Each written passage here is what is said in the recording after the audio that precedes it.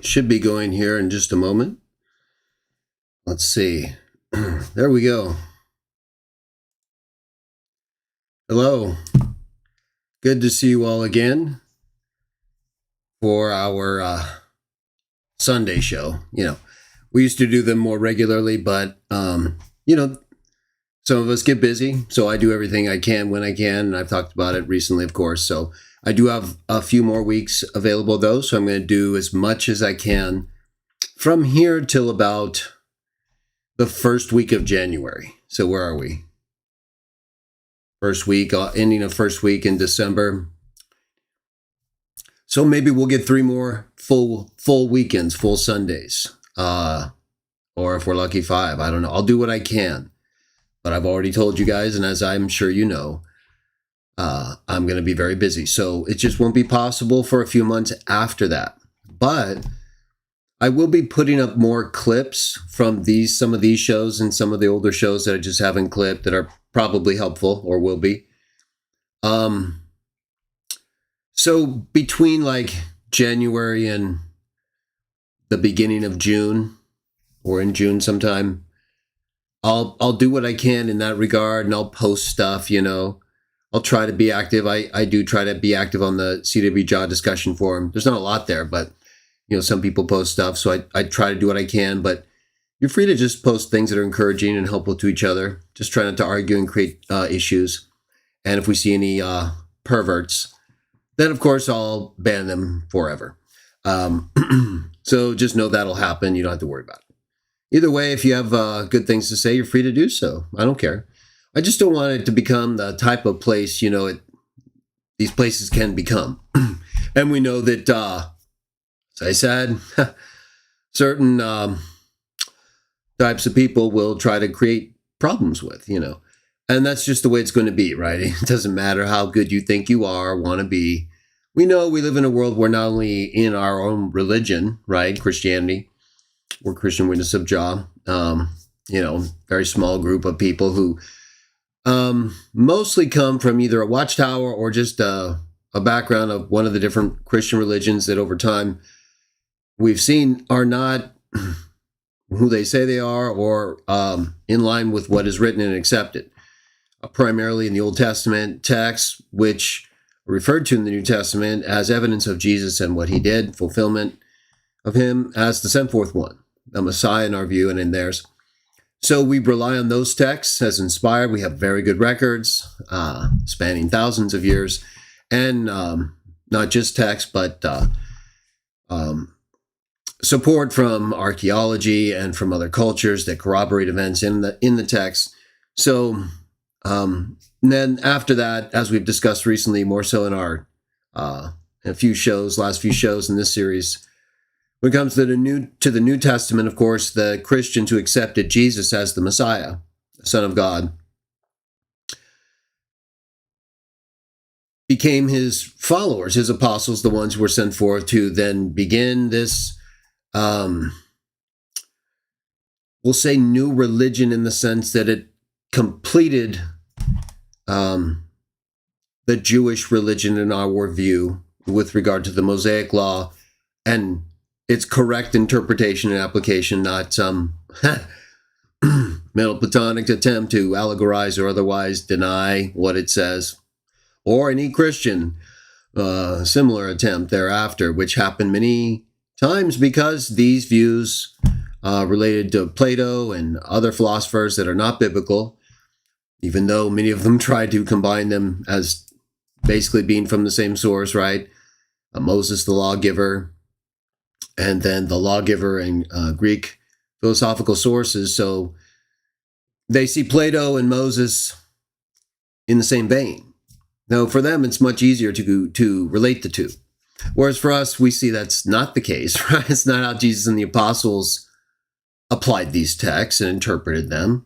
And we are told explicitly not to go beyond what is written, and that they carried on, as I was saying, the teachings of Jesus and the apostles. The apostles' teachings, including Jesus, right? They wrote them down, they continually quoted them, and in their writings stayed consistent with them. The earliest apostles with the best represented texts. So the Bible doesn't teach this uniform New Testament canon was available and used by everyone in a way that, like we do today, that they could just continuously refer to and reference. No, they were told and they saw and they understood through available writings the fulfillment of things related to Jesus, as I said, but much more near to them and in a more realistic sense, obviously, right? Right there, you have the whole pending and then thereafter post-destruction of Jerusalem. So all of these things occurring in ways that lend credence to what these people are saying. And then, so the earliest Christians were living in these ways and with an oral understanding of the application of the Old Testament text that they mostly had available until they received these letters and copies of early narrations of Jesus, early life and teachings. So we'll get into that more in subsequent shows, probably in the next, within the next month or so. We'll have time. We're going to get into some issues related to narration, right? Are these gospels like John? Are these gospels like John, like faithful, right? Were they written by John? Are these events in John by John, right? And if they're not by John, or if they're not all by John, what parts aren't by John and why aren't they by John, right? Is this a problem? What else could be going on here? So I don't mean to confuse you. These are just some questions that often people ask. For believing Christians, we don't typically have these problems because we receive the best available text in ways where these questions, I don't think, change much of anything. There are differences. They are significant, and they do more or less add credence to doctrines that are otherwise establishable. And so they become important, right? Like we've been talking about with 1 Corinthians 10:9, but more so there with the proper application, right? Not just the reading, Christ, Lord or God. No, it's really understanding its historical context of which Paul could be meaning, right? Well, so what could that be? Well, as I talked about the few prior shows and on the Trinity recently, the only person that could be is Michael. He's the only one Jude names. And one thing I haven't said recently, but I've said before, and I'll say again right now, Sam, who does Paul say in 1 Thessalonians 4? I'm sorry. Jesus is, because he has the voice of, thereby requiring the meaning to be, that's him, the archangel, right? Yeah, so Paul does identify him as the archangel, just like Jude. It's not just Jude. No, it's Paul too. Because just like they say, and we agree in 1 Corinthians 10, that's the pre-human Christ, right? It's not how they think of it, of course, it's just, that's the angel. Like we talked about in the prior episodes, the first one of this series, the new ones that I've done since I've been back. Last few weeks, right? Exodus 23. So you go back to that show for the details, but see what I'm saying? So we believe these texts. We believe what they say, all consistent with earlier Old Testament texts that are accepted, like Daniel, right? 10, 11, 12, right? We got angels, we got archangels, we got their bodies described. We've got Jesus in Revelation with his body described. Same thing, right? These are spirit bodies. No. So, they often try to just reinterpret things, whether it's the body, whether it's the terms like God. We've talked about it, right? What it could mean. It's confusing you. They're using terms you're familiar with. One God the Father, that's not what they mean. Not what you mean, not what I mean, not what the text means or says, right? Historical context, you can prove otherwise. We have the best. They're just telling us something that came about later or in a way that doesn't agree with what's stated. It's an interpretation. Ours is literally what's stated. Now, if you want to talk about what it means, that's one thing.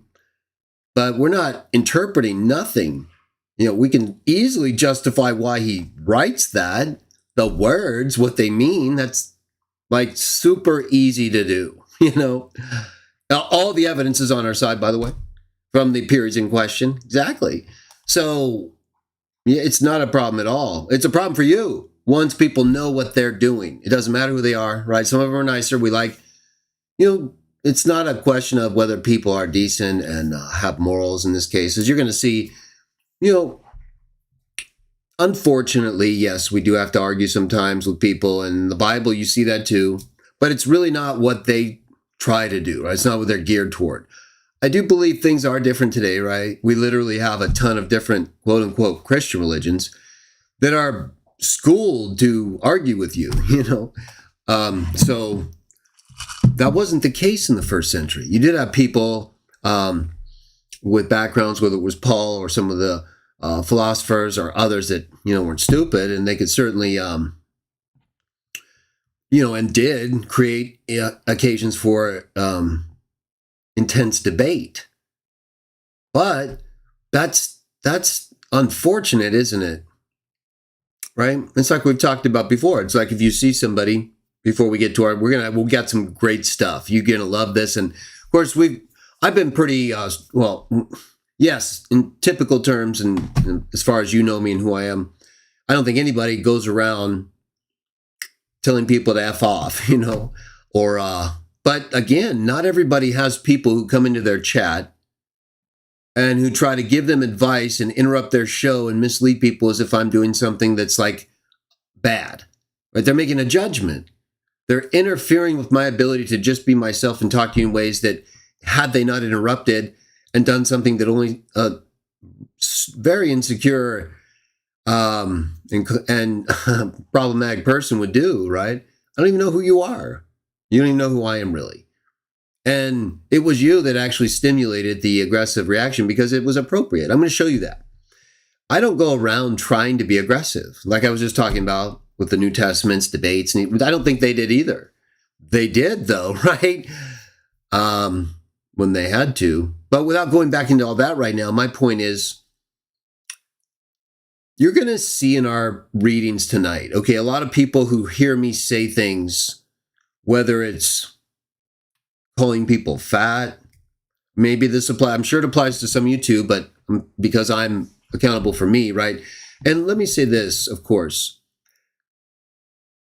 if I find I'm in a pattern of behavior that is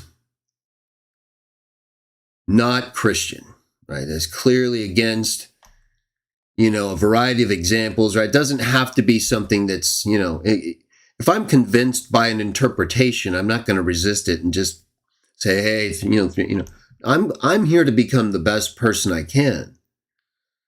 However, I'm not here to pretend that I'm better than I am or anybody else is. I already kind of have an idea of where we all should be in ways where I think we're all doing pretty good, actually. Now, I think Sam goes across the line, of course, but in order to get to him, I had to do that too. I told you guys that a long time ago. Whether you agree or not, that's how I saw it. Did I do that with Kelly? No. Did I do that with Dr. White, with Bowman? No, of course not. Why would I do that? Even someone like Kelly, who has been, at times disagreeable toward me for understandable reasons, right? He's not on my team. He and I see some of the same things in certain people and problems and ways where we respect each other, right? We had a good conversation. And I think Kelly explains their views very well. They do make sense when he talks about them. When I listen to Kelly, he makes sense. But I just don't agree with him when it comes to the Bible, in terms of what it actually is teaching. In terms of how he's interpreting it, I think he does a good job of representing his side. So I don't have problems with all these people just because they're not on my side. There are certain individuals, and I'm sure there are certain people in your life you're like, okay, this is a little different. Maybe not, though. Maybe in my case, in the environment I've been in for a long time, very aggressive, religious, apologetic, aggressive environment of disagreement coming from Watchtower, being one, there's just a lot of things there. Even though I've had those good experiences I mentioned, even a good experience with Dr. Mori, I would say, although that broke down pretty much right at the end there. After that was the end, right? That's what made me worry about Kelly. I was like, we did Mori made me wonder, right? Can you get through this twice? Either way, we disagree, so it wouldn't be a surprise, right? These are not minor issues. Now, in my case, even though I've taken a very aggressive position on one of the positions in one of the religions, Christianity, that doesn't mean I have a problem. I've said before, outside of getting involved with people here and elsewhere that are similarly engaged in these semi-hostile ways at times, although we try not to be in our congregational ways, I know, but we also know we're pretty much open, okay? This is like open to the whole world, pretty much. Not that YouTube reaches that wide when we're on, but what I'm saying is this isn't a closed off members only stream or, if you want to watch, you can watch. So it's not a congregational meeting in that way. It is because most of us are here when we can be. So we're coming together, but we also have like a lot of other people, right? We wouldn't normally have people coming into our homes in ways where we would be so easily engaging them off our private attempts to encourage each other and grow as a group. So this is a different environment. Now, how different people handle it, it's not the same. And I agree, there should be a standard. And I agree that the Bible presents, as we're going to see again, that teachers have a higher standard. And I agree as well that I should be held to that standard. Whether you think I'm a good teacher or a false teacher or whatever, I'll just go ahead and put myself that I accept that I'm on that standard, okay? So I need to be a little bit more careful. I do try to be. Now, again, I know the enemy here. And I also believe, for reasons that as a Christian I'm compelled by, both textually and in spirit. We're supposed to worship the Father in spirit, right? I do that. So something's got to be happening, right? I'm not claiming infallibility, and nor do I say you even have to be or the text have to be. They just have to be true, right? That's what we look to. Sola veritas. Truth alone, okay? We don't go based on any authority outside of that. We're told to go based on the truth. And whoever's on the side of the truth listens to Jesus' voice. Whoever's on the side of Jesus' voice listens to his apostles, and we're told they carried on their teachings and his fulfillment of the text, accepted writings. They don't go beyond. Okay. So that's where we get all this from.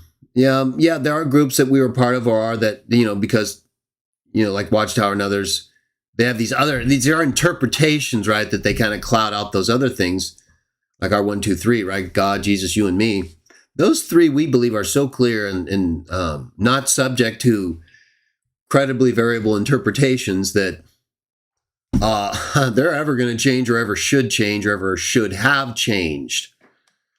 But we know the enemy isn't on our side, right? Okay, so how much should someone like me who's more engaged as a teacher, but also as a target, right? If you're a teacher of the truth, and just like those of you who don't accept me as a teacher and you don't accept I have the truth, we're going to have to put me on that standard, right?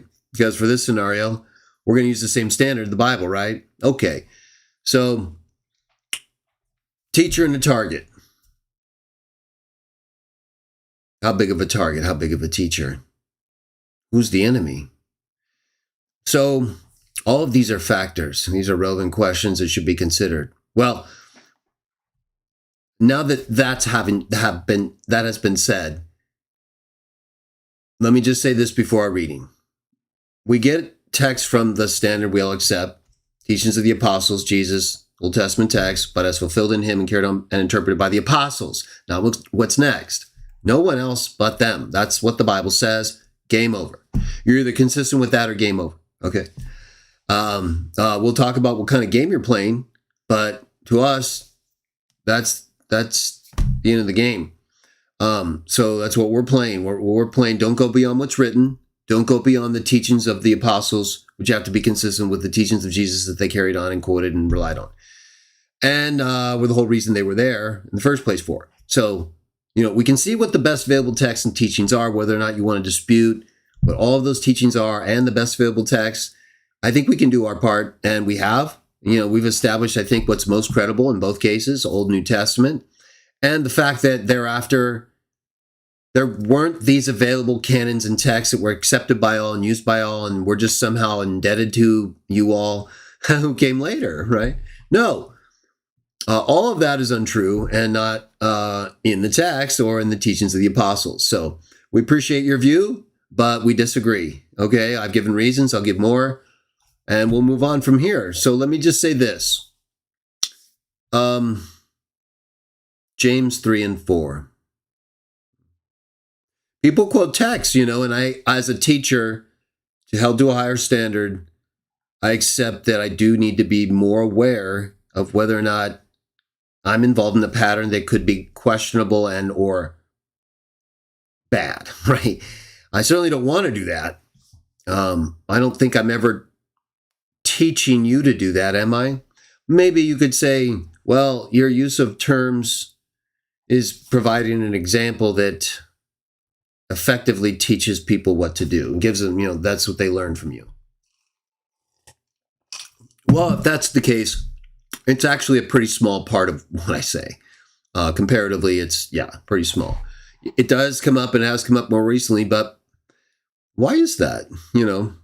Is that directed at everyone or at one particular person and people like him and others like him who do the same things? Who are those kinds of people? That's the text we're going to be reading in like James and elsewhere in the accepted text, right? Jesus, teachings of his apostles, best available, and the Old Testament is applied and interpreted by them. Who are these people who do these things, who interrupt our congregational sayings? Now, you may not agree. You may think, well, Greg, you're not a Christian. Okay, well, I don't think you're a Christian. Okay. So what? I don't get to apply to you and you can't apply to me then? Or we can't apply to each other. Which is it? All right. So who are the people that you would strongly oppose, that you would say, that you would recognize are a danger in ways that you can't like physically remove and shut down, but that you could get to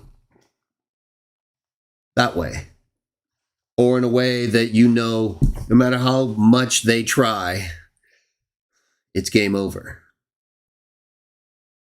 To the point where they don't want to talk to you anymore. They're done, right? Yeah, so who might you do that to? I'm going to say, and we're going to get into it, one word. Wolves. If anyone can show me that as a teacher, as we'll say a shepherd, that's how I will categorize this will put me at a higher standard, okay? You're not obligated to me. In my view, a shepherd like Jesus dies for the sheep. That means I go all the way. That means when the wolves come, I don't play. The wolves come, I see danger and I think, okay, I have to kill them, right? Or spiritually, I have to get them out of here. I have to stop this. There's a problem here. What could happen? What's the problem? Well, these people could die. These sheep could die. Spiritually, you could die. And look at how many people they've killed. Oh, man. As I've said before, well, we'll just leave it at that. The shepherd has to look at it and realize, okay, the sheep may think, look, shepherd, don't be so hard on yourself, right? It's all good. The grass is good. The sun is out, we're fat sheep, where you're feeding us all this free stuff and just relax, okay? It's all good. And I lay down and I sit down by the tree and say, okay, I'll just rest right here for a little bit then.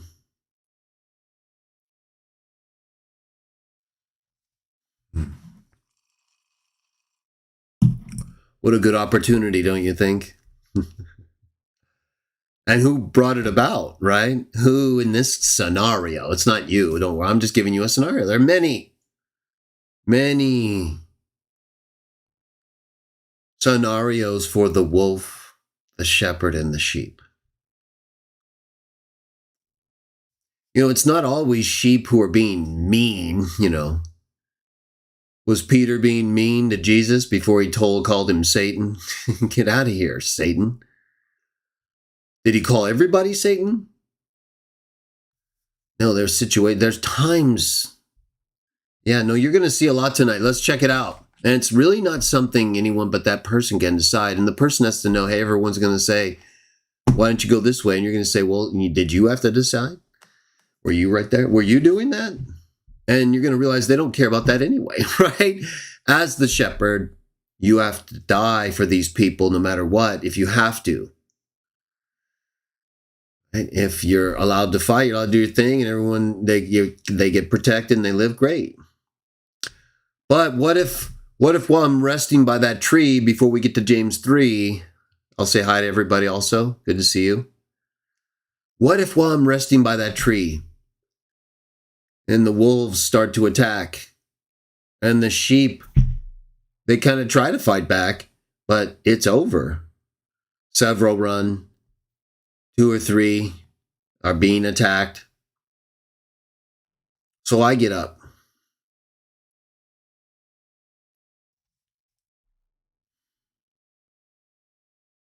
And it looks like I let them all get attacked because I listened to the sheep.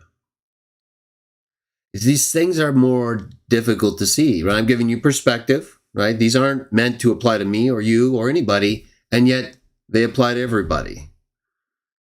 Don't they? Perspective. When you hear that word perspective, that's what you're supposed to have. And in other ways, but that's one way. So let's talk about what we as Christians, especially us teachers, and I mean this, and I am going to be more aware of it. I don't want to... It's not me that's bringing this out. I'm not the one responsible for some of these people. I've been fighting them, and I've been resisting them, and I've been opposing them, and they've been attacking me for 30 years. Yeah, and more. Right? Yeah. Going back at least all the way before 1990. So you tell me, does that apply to you? Are you in the same, who is who here? Who is it that's so bold, tell the shepherd not to be so worried about the sheep, right? Because when the master comes, what's going to happen? He's going to see those 2 or 3 who are being eaten, or who either got killed or who are damaged before the wolves were beaten. It's too late, right? Damage done. Master comes. You think he's going to beat those damaged sheep? Or do you think he's going to come out? He's going to come to me and he's going to say, hey, hey, shepherd of the sheep. I can see that you had 6. 3 of them ran off. I don't know where they are. I know, but I know you don't know, so I'm going to talk like that because I'm the master and you're here and they're not. But the 3 that are here, they're basically, I'm going to take care of them. But if I didn't show up, they're gone. I'd have to, so why did this happen? And I'm going to say, well, they suggested that I rest, not worry so much about the wolves. Oh, you mean the wolves that came and killed them, basically? Yeah. Yeah. Basically,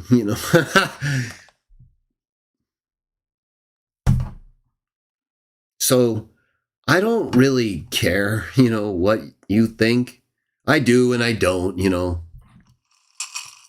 My concern. I am concerned. Oh, yes. Very, very concerned. I'm just not that worried. Well, I am worried about the sheep, but I am concerned, But if I did that, then, and so that word, right? Perspective. Don't forget it, right? There are a lot of ways to remember it, but that's one. James 3 and 4. This is important. This is a big one. Right? And this is very important for everyone, really, not just me, but anyone who is listening to me and learning, right? False teachers are very plentiful. They're a big problem. And teaching is difficult. People may or may not know things. They may or may not venture into subjects that they're able to explain properly. They may become defensive. They may take positions they then later change in ways that are hard to go back on, and so they cover it. Things can happen. It's like with anything else. When you have more responsibility, the problems that we all face are still there. You just understand things more. And if you're a person who wants accuracy to flourish, you want truth to prevail, and you believe you're also following these things in your life, and you don't think you're wrong, but others are telling you wrong. A lot of these engagements we have, these kind of hostile things too, they're people who come at us. I've gone door to door, so I've gone to people, and it's not that, but I don't go there to argue necessarily. They bring things up, and so I argue back, and yes, I'll engage, and of course I have for a long time, but I don't go chasing after people. I go after, in more recent times, people like Sam and others, because again, it's gotten to a point where he's become so representative of them, and he's also been around a long time. So while we at times make light of Sam for good reason, because he has problems and he hasn't removed himself in ways that he should have a long time ago. So nevertheless, as I've also said before, if you underestimate, okay, in particular Sam, but anyone like him in ways where they've been doing this a long time, you will regret it. It will be you don't understand, okay? Then just stay out of it. Okay, don't bother. You don't know what's going on, and so why are you involved, right? So if you're not going to deal with it properly, then it's your fault. Why are you engaged in him then, right? So if I'm doing it, it's because he's a serious threat. It's more than you may see, and probably you do see more. It's easier for you to deal with, to make light of him. And I make light of Sam also because he deserves it. And again, if you don't, then he's going to get you. It's one or the other. So that's why, what did I first do when I came back? I dropped bombs on Sam, right? Well, you got to clear the path, right? He's going to get you. So it's just like Satan. So now, no, we don't go and just always attack, but you got to let them know you're not here you're not going to be, if you don't let them know that they're also going to suffer, okay, this is going to be painful. You want more of this? There's a lot more that maybe they will, maybe they don't care. Okay, well then they're going to suffer, right? If you're going to make us do time, then we'll do it. We have done it though, and I'll do more. We don't want to repeat it. So the reason all that was necessary was to establish, hey, no, all this repeat, all this propaganda. Remember, propaganda, when you think of Hitler, when you think of Goebbels or whoever, you think of using propaganda. Watchtower, right? Do you think they're like the best, smartest ever? No, Sam's not like stupid. He does say things, and we call him that. But we all know I don't think he's effective, okay? No, it doesn't matter what he doesn't know. That's not, when I say he's stupid or he's a retard, I'm not saying he's not effective, okay? And I think everyone knows that, but he also does dumb things, right? And he says things, right? He makes up doctrines like Father praying. So we know he does. He'll go beyond the norm and look ridiculous, and he doesn't care. Look at what he'll say. He'll say things that are just blatant lies to government. He doesn't care. Does it seem like they really care? Not really. They really care about how many people believe them, That's the main thing, if you want, and they know that. So, and we all want to be believed, right? It's not like I don't. So they know. I've gotten used to it. I already know that. As a minority, in a sense, you have to kind of accept that, no, not everyone's going to agree with you. They're going to agree with this person. And there are reasons for that, right? Sam's been around a long time. He knows a lot of people. So they're just expecting this to not be what it is not realistic. We just have to deal with it, accept that there are people who are like this, and they're going to say things, whether it's Sam or someone else like him that tries to undermine you. It's usually, he does it. He's very active, actually. Oh, yeah. You got to watch out. You don't watch out, it's up to you, then it's on you. someone contacting you anonymously or getting familiar with you, if you don't know this person, you're taking such a huge risk. They'll set you up. They do it all. They love it. Oh, they do. They're very good, also effective at tracking you down and doing this kind of stuff, right? They know what to do. They enjoy it. They like, because they're perverts and they don't like it. Like, look at how bothered he gets by views and things. So I just think how bothered he gets by people listening to me and not him. Worse. Same with the devil, right? He's trying to deceive us. This is the whole point. If you're a Christian like me. So let's get to James 3, because they'll often say, hey, okay, why are you listening to Greg, right? Right? Because they don't want to deal with me on the Trinity and the actual factual issues in ways where they don't just repeat their own lies that I already destroyed, or they ignore what I say and they just pretend like to listen to, like we know, Proverbs 18:13 destroyed. They do that all the time. So we just have to accept that, right? I can't just go repeating myself all the time. They know that. I'll reclip, I'll repost. At some point, though, right? You either see what I'm saying and why I'm saying it, or you don't, right? And you go with what you do see and you do believe, hopefully, whether it's what I see and believe or not. That's just the bottom line. You know, at some point, you have to, as a person at least, remember I put up also in my posting, I put up this, you sometimes just have to accept things for what they are. That doesn't mean you don't care, right? It doesn't mean you're not concerned. It just means you recognize this is the way it is. And you don't, mistakenly go against what's written because what you want to be true. And that is a challenge, of course. But let's get to these texts. James 3, I kind of wanted to just introduce things. Let me say hi to everybody. Just make it clear, the things we face here, why at times I may get, more aggressive and frustrated. Oh yeah, I will. And I'm going to show you why. I'm going to show you I am aware of things.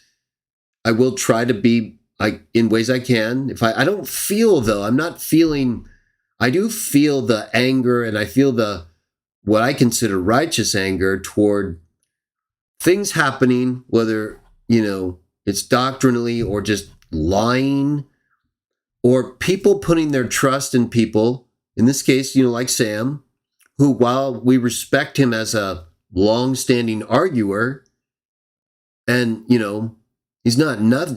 There's more to Sam, I think, that a lot of people give him credit for, and that's why you lose, by the way. But at the same time, he is catastrophic, which is what they missed before. And you're like, well, wait a minute. What do you mean? Why weren't you like this before? Well, he's always been this way. Because of the Trinity, because of not being against the Muslims, right? Those things just were hard to overcome, and so everything else was sacrificed to maintain the feeling he gave them on those subjects. So they look to him. And if you don't think so, you're wrong. A lot of you, I think, just don't understand what's going on, and it confuses people. You should just shut your mouth. You really should. I think a lot of you really, you're going to see in a moment too, the kind of things I hear are so wild. And maybe you think you hear from me and you're like, wow, that's wild. Well,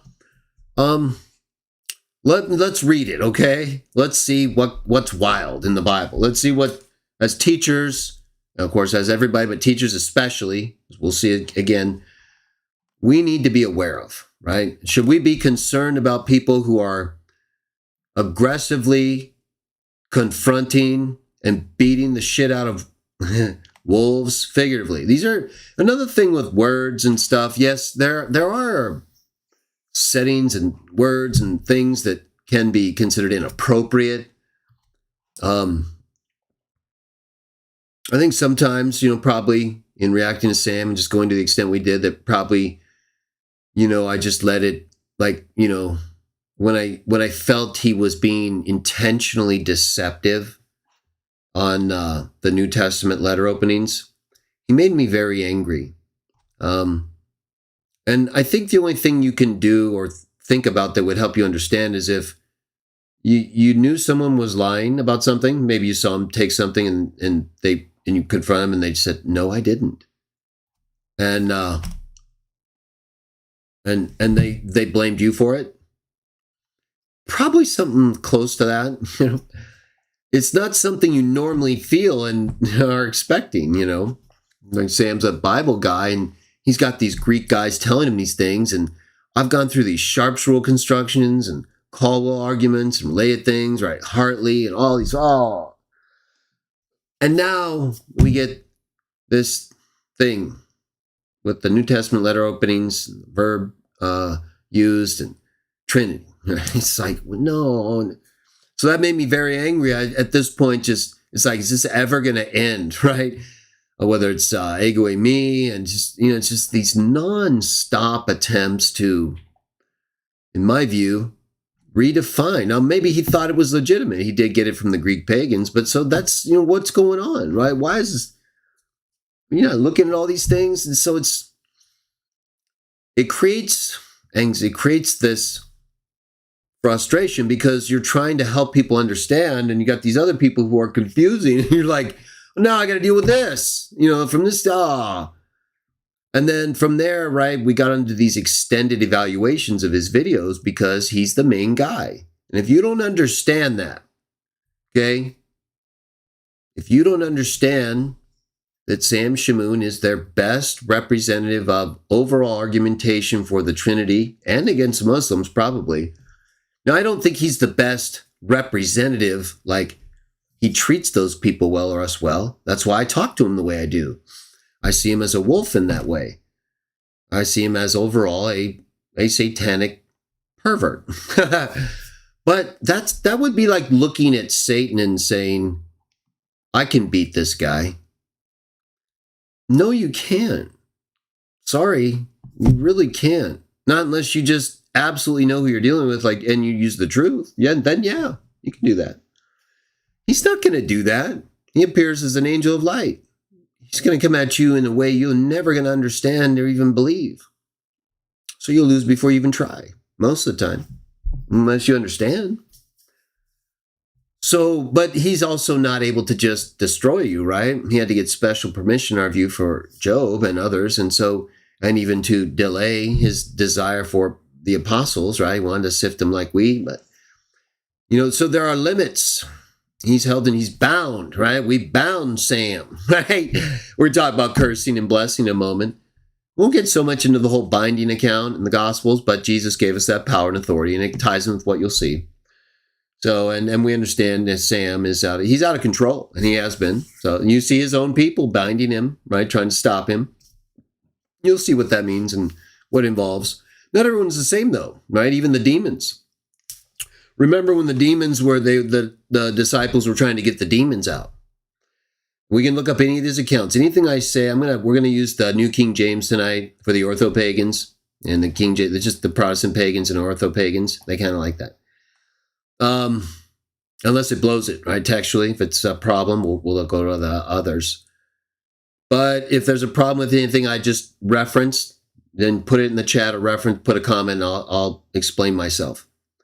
Otherwise, for convenience, I'm just going to say that remember the account where the demons, the disciples had power, but they couldn't get certain demons out. So they went to the master and they said, hey, we couldn't get it out, right? This demon here, no. And the master said, well, this one here, you're only going to be able to get out through prayer, right? In other words, you got to go all the way up to the top to the Father. This is this demon right here needs to be reminded that the Father is watching. And once you pray to the Father and you say, Father Yahweh, we have a demon problem, child down here. Can you take care of this problem? Because the master said, the son said, that's the only way for this type. Then the demon cannot stay there. It has to get out. The Father won't let it stay. So there's differences. That's why with Sam, he knows I know that, and I have direct access. So he tries, right? And they do their blessing. They do all kinds of things. They have the idols. So they put the rosary, they burn the incense. They have their own rituals. They do. They probably use a doll for me and all that stuff. Either way, I'm resistant to all forms. So So that's a good thing. Yes, no, I went through a lot to get that and demonstrated that no, I will not yield to the perverts. So none of that, all that is just basically junk, and it reverts right back on them, double fold. Because they like it so much. So everything they try to do against people like me who have the Holy Spirit and they see, and they go to the Father and they say, hey, we got a problem here. They get double, right? It's game over. It's like with Babylon, right? You put twice in there. You like it that much? You want to, okay, here you go. Out of here. Boom. Let's take a look at the text. Let's go. New King James. Well, I still got to say hi. And then we'll get into it. So don't discount people like Sam or anyone like him. He's very influential. As you see, the Protestant pagans, they cannot defeat Sam. They threw their best at him. And it was too late. And for some inexplicable reason, they destroyed themselves. Now, I will say that Reasoned Answers and Kelly Powers, I think, are doing the best to try to continue dealing with Sam. He does. You don't understand, okay?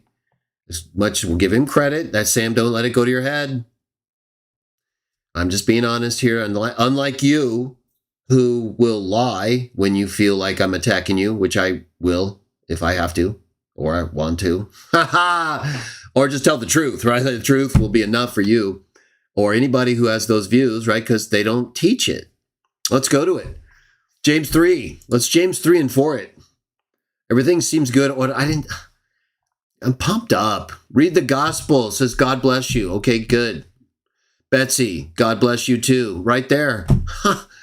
Hello, everyone, and thank you again, NZ Brandon. Jeff, giving us the prayer sign. Look at all this. Life here and beyond. Read the gospel once again. Pumped up. Danny, 12788, on fire. Everett, need I say more? Isabel, blessed to have faith. Very nice. George Lopez, under the Yahoo Hala. Ken Anderson, good to see you. Okay, 13 above 9. Baby 29. We got, oh, that's Betsy. We got a lot of people. Mine, Stephen, Christopher, D. Haven, with Quest for the Christ is on fire. Okay, so I'm going to give you guys some good perspective, and I'm going to read accounts for you, with you, that if I feel like I'm doing anything inappropriately, I will moderate and or stop it. Now, if we just have a difference in interpretation that feels fairly equal or more on my side, because we are going to be judged individually. We know those texts, right? Again, if you don't know what I'm talking about, referring to, then I'll document it and justify it for you. Either way, you can look at John 5 or Revelation 20 and you'll see that's the case. So, in terms of being judged individually according to our deeds, that doesn't mean you're in salvation, though. So, we're still supposed to do good things, and that determines if we're deserving of a continuing life or not, right? Deserving in the sense that he gives us life, okay? Sometimes I'll use terms that may sound like I'm saying we earned it. And that's not what I mean. I mean, we deserved it in the sense that he gave it to us, okay? So I kind of see it as a two-tiered thing, right? We are told that our works count towards what he does towards us in terms of life or death. That doesn't mean, though, that we earn it. You understand? How is that the case? Well, it's real simple. He decides. You didn't earn it. We did earn death, though. Earning life is not really possible outside of mercy, is it?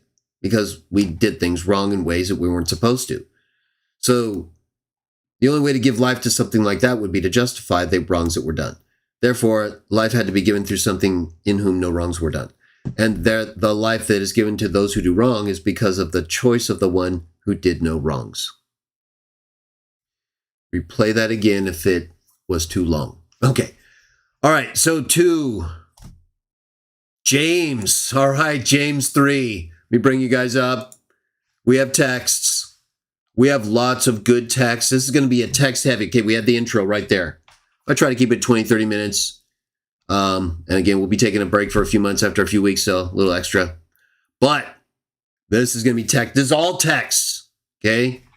We're going to do a lot of text stuff. Are we in the New King James? Let's do that for the ortho-pagans, all the pagans. It's not like terrible. It's not a bad translation. But it doesn't have the divine name, and of course, no translation is perfect. So we shouldn't be hypercritical of any translation unless, we have really good reason. All right, here we go.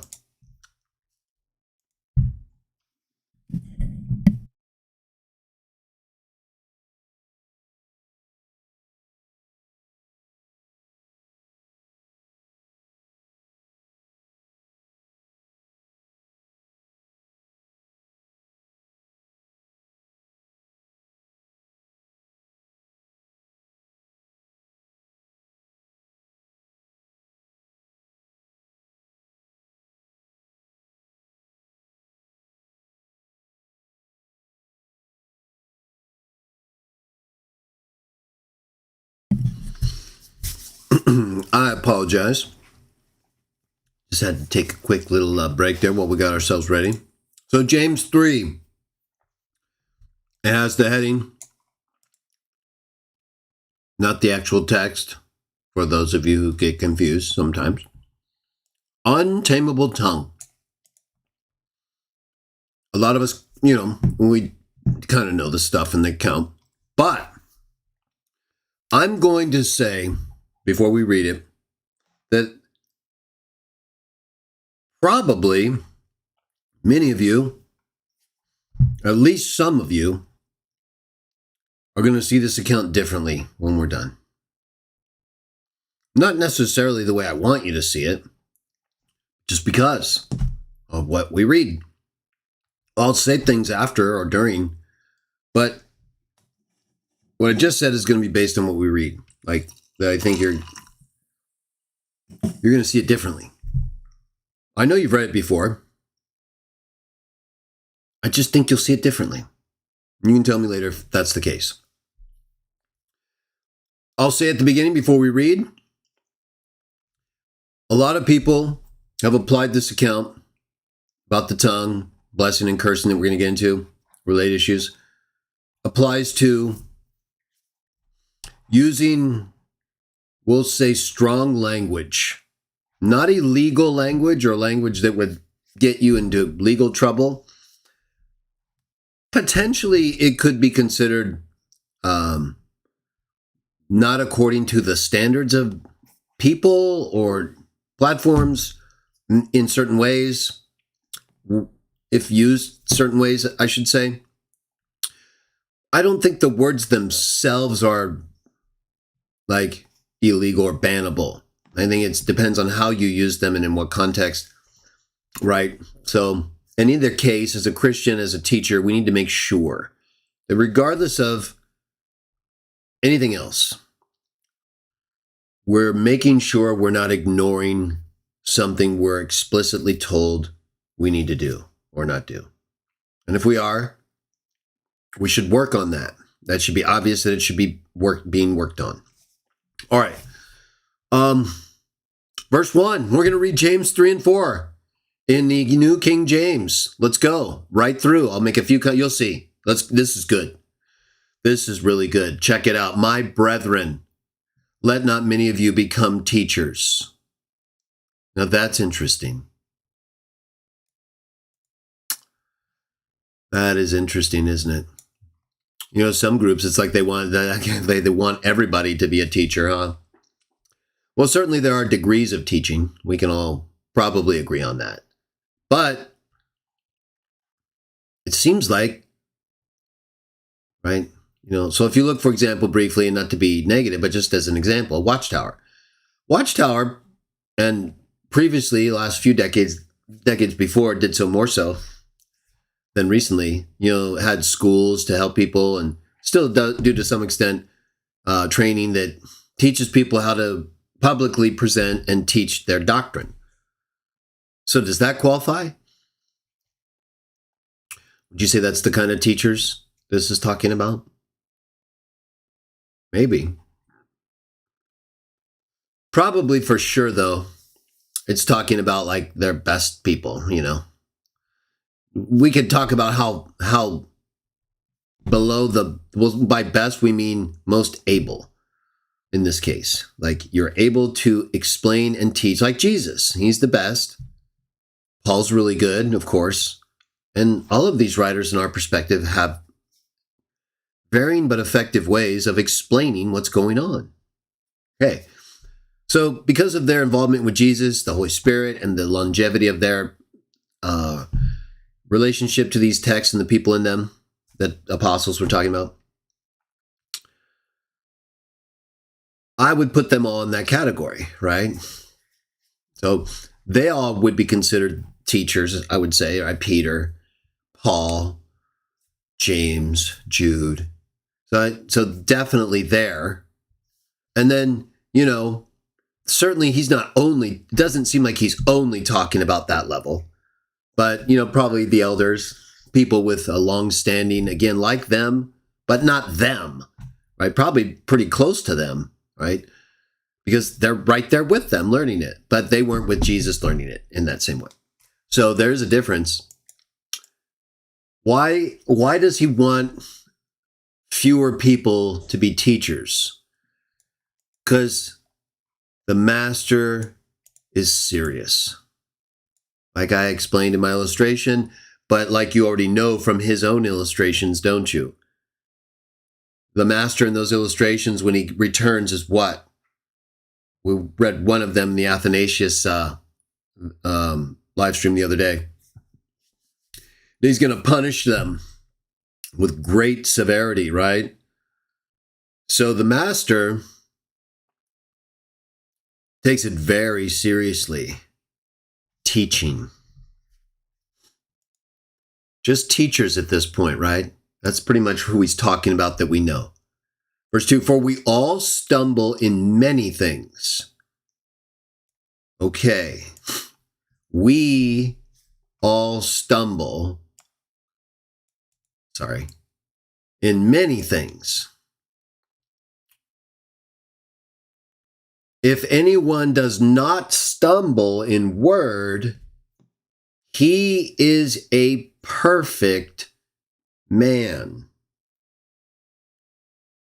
able also to bridle the whole body. I think this is the tag. What does it say? Yeah, it's so. What did it say? Mature? Mature, I think. It's those don't look like critical notes, so let's just stay with what we got. Yeah, we'll look at them at the end.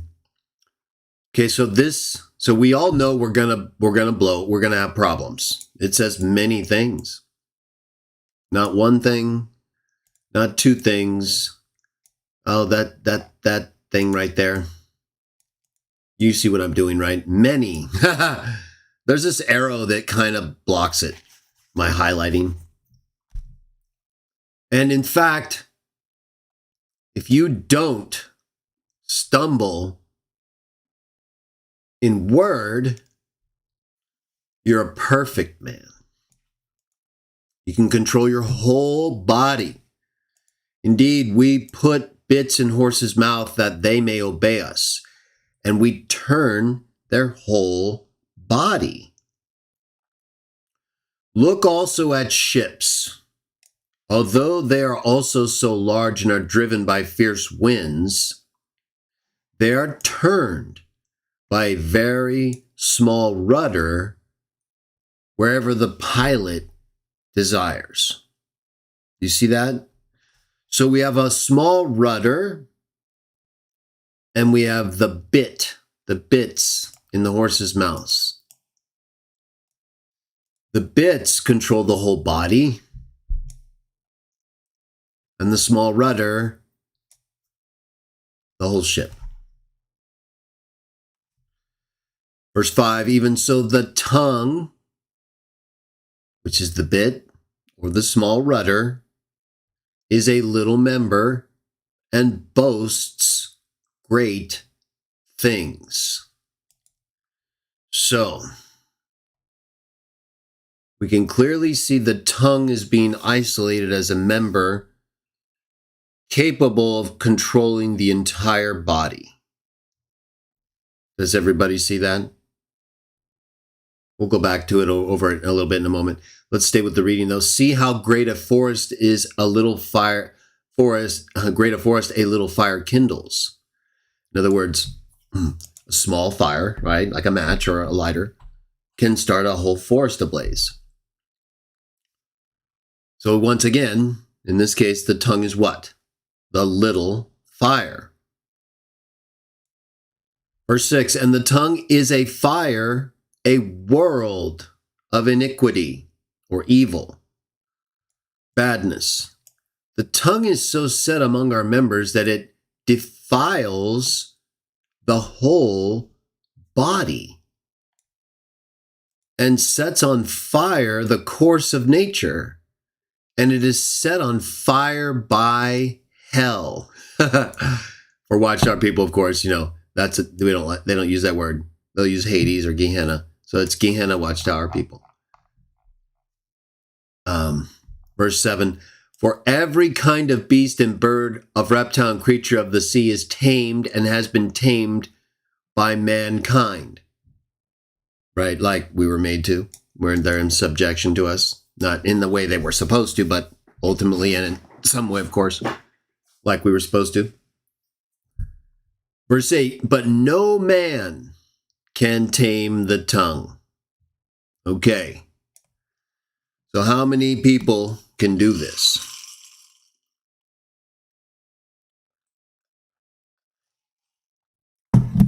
Now, even though the answer is none, right? It's right in front of us. That does not mean we should quit or stop trying. There is a difference between quitting and trying to do something, but not being able to do it like you're supposed to. Now, one thing that's interesting, what would you compare this to? Anyone? Think about it. So it says right here, no man can tame the tongue. Like, this isn't doable. You understand? What else isn't doable? Is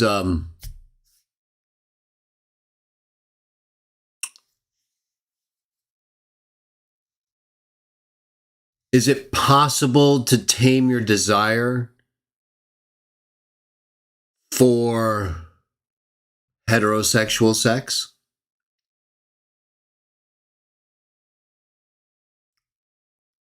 Maybe sometimes, right? But not always. Or maybe someone can tame that entirely, but then they fail in other ways. Can you think of a text that says, you're not able, no man can tame your desire for heterosexual sex? Maybe, right? Maybe in some general way, like when God says, He's going to let the population continue. These things we like. So in a general sense, yes, but specifically, no individual man can ever tame sex, the sexual desire that's normally in us, heterosexual. I can't think of a text that says it quite like this. What about for the homo, right? The queer bagging, right? Can we tame our desire for that? Have any of you heterosexual people who have had heterosexual sex, have you been able to tame your desire for the perv out? Probably, probably most of us have. Okay. Well, there seems like there's a difference there. What about someone who's rich? Can they get into heaven? Well, Jesus said it'd be harder for a camel to get through the eye of a needle. But with God, all things are possible. It's interesting, isn't it? The differences among the types of things that we're subject to. Now, the tongue is unique here. There is no exception. It is an unruly evil full of deadly poison. With it, we bless our God and Father, and with it we curse men who have been made in the similitude or likeness of God. We're going to talk about this more, of course, in a moment. But that is true, right? The tongue. Now, in our case, again, and as he just said, right, no one can do otherwise. We have a condition in our view, based on the biblical accounts, that we've inherited sin through Adam that in more or less degrees and based on our environment and own development, but mostly the sin, we're not able to. This isn't a possibility for everybody to get right. This is going to be because the tongue it's like the rudder, it's like you being able to perfectly sail. That's hard. Sailing's not easy, and especially if you have winds blowing into your sail. And what does the Bible say? What does Paul say in Colossians? We got all these wind and ways of teaching, winds and waves of teaching. So, but the rudder can still do it, right? It's enough to get you through, even if you don't make it on the exact route or even hit some rock. I don't know. It could be more or less a problem. Either way, it's got a lot of power, even if you can't control it. Even if you can't control the rudder, it's got power. The same with a fire, right? Fire has power. Bits in a horse's mouth. Well, horse's mouth have power. So anything that allows you to turn, and horses are strong, that's power. The little bits allowing you to control a whole horse, go into battle, and ride, that's power. Different types, movements, right? Ability to move. Okay, we read that. We'll go back to the cursing and blessing. Out of the same mouth proceed blessing and cursing. My brethren, these things ought not to be so. Okay, so we already know we can't control this, but now we know we shouldn't do this, and we kind of already know, right? We really don't do it. I don't think any of us really want to be cursing anybody, do we? Is that like the goal? It's the goal. Now, of course, what we mean by a curse is also subject to discussion here. We know that curses are mentioned. That's clear. Though, what does the Bible say about curses? Well, we'll get to it. It just says curse men. Well, what does that mean? Is that any curse? Well, I don't think you'll agree with me that that's the case after you see what I see and show you. All right. So we know the tongue can do some powerful things and some contradictory things, right? We bless God and we curse men. Remember that. This is very important. Bless God, curse men. No one can avoid this. But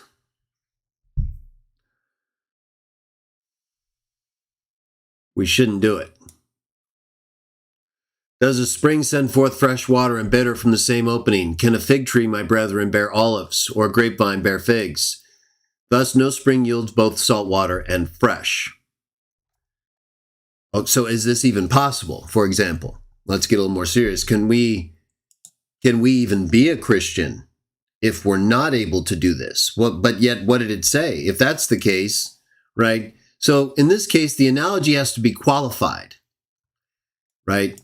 No spring does this, but we all do this. Does everyone see the difference here? This is very important because what I have found in my just close evaluation of this account, knowledge of these texts and dealing with people over time, is this is a big problem. This switch. Look, he goes from this.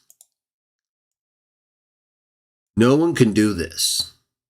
In other words, it shouldn't be done, but we're going to do it occasionally, and that's not good, and we should stop, right? If you're a Christian. You wouldn't be cultivating this as a pattern of behavior and or encouraging people to do the same in ways that are clearly wrong. All right. So he says, at times you're going to do this. It's not possible to do otherwise, right? it's gonna happen. But then he gets to here, and this doesn't happen ever, right? That's a difference. And a lot of times what I find are people look at this and they think, well, and this, right? All three. A spring sending fresh and bitter, a fig giving olives, or a grapevine bearing figs, right? That's three, actually four. And a spring that yields salt and fresh. He gives four separate examples of things that what? Can't happen. Can this happen? Does. No spring. Right? These things aren't possible. And you can graft things in. You can always change the composition of water. That's not what he's talking about, right? He's talking about naturally. So, on their own, not being, grafted in or in some way different from what there is grown. That's a difference that's important to remember, and I'll show you further why. But it's missed many times because people go from all of us who can't do something to the judgmental part where you can't, right? If you're a Christian, you would never do this. You understand? Now, that's a big difference from the everyone's going to do this part, is it not? So, what does that mean? Why is this happening? Well, because he's trying to help you understand what you should be. That's basically the point. So even though the analogies aren't the same as what he knows is the case for him and everyone else to differing degrees, the analogies are meant to say, just do this. Okay, just be this. You're not supposed to be both. But what happens is people only look at the analogies and they're like, okay, this can never be the case. And then from there, this blessing and cursing is like, well, you're blessing and cursing, and this spring doesn't send forth fresh and bitter, and fig trees don't give olives and figs, and grapes don't bear figs, and springs don't yield salt. So this would not be happening, right? Right? No, it's not what he's doing at all. This is meant to tell you what you should do, what ought to be so. This is just reality, and nobody is an exception. And I'm going to show you that in a way I guarantee you probably don't know, unless you heard me recently say it and you looked it up on your own. Either way, this is different. And this right here is what should be used, if anything, of course, to explain this right here. Because if you don't use this, I'm going to tell you right now, Jesus, Peter, and Paul aren't Christian. I'm going to prove that explicitly, and I won't even have to say anything. You won't even disagree with me. If this right here isn't used to interpret this right here, it's game over. If this right here, all the way here, is what we're going to use for this right here, game's over, right? Why is it over? Well, let's finish the reading of James 3 and 4, and we're going to come right back to this, the first thing after the reading. Let's finish. Got to hear heavenly versus demonic wisdom. Who is wise and understanding among you? Let him show by good conduct that his works are done in the meekness of wisdom. But if you have bitter envy, self-seeking in your hearts, do not boast and lie against the truth. Now, remember recently I said that James is talking about in this account about the tongue. He's talking about liars. He's not talking about people who, with harsh language, resist people they consider to be, and that people can at least see the reasons why they're considered wolves. Most people are applying these accounts in James against just people who are like that, aggressively resistive to wolves. Now, they apply to other things too that I think are obviously he goes beyond that. He's talking about all this mounting. It's not like the legitimate rape with him, right? Which we don't need to get often into, but that's the fact, right? It's what they held up. So, it's worth mentioning, and he's been teaching and they've been hiding. And so shame on you, Sam. In either case, a lot of people, so some of the terms and things, or just they can be viewed to differing degrees of hostility. But just look at this. Look at it in a more general way for a second, right? So what I mean by that is, he goes from right here, right? This is not in the text. This is a chapter heading, right? But he goes from verse 12. These analogies of fresh water, fig trees, grapevines, salt water. The very next verse is, who is wise and understanding? You think he's changed the topic? Like, what, do you think he just ended the whole discussion of the tongue right there? No, not even close. He goes right on to say, you're supposed to do good works, not have bitter envy, not be self-seeking in your hearts, and not what?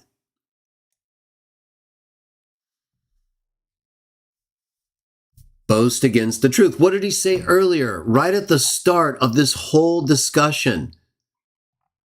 It says right here, we all stumble. You don't stumble, you're perfect. Horses get bits in their mouth to bridle their whole bodies. Ships get rudders. Tongue is a fire, a little member. It boasts great things. Even so, the tongue is a little member and boasts. There's no exception to this. We all fall into this in one degree or another in our lives. He says that right here, essentially, right? It does this. This is what it does. It boasts of great things. He talks about what these things do, and then he talks about what the tongue does. But then he also says we bless and we curse, right? So this would be maybe kind of a little outside of that. It does more than that, right? Tongue does a lot of things, right? It can educate, of course, but it can also be arrogant or display arrogance. But it boasts, right? It's like a feature of the tongue here. So when he gets down here and he says,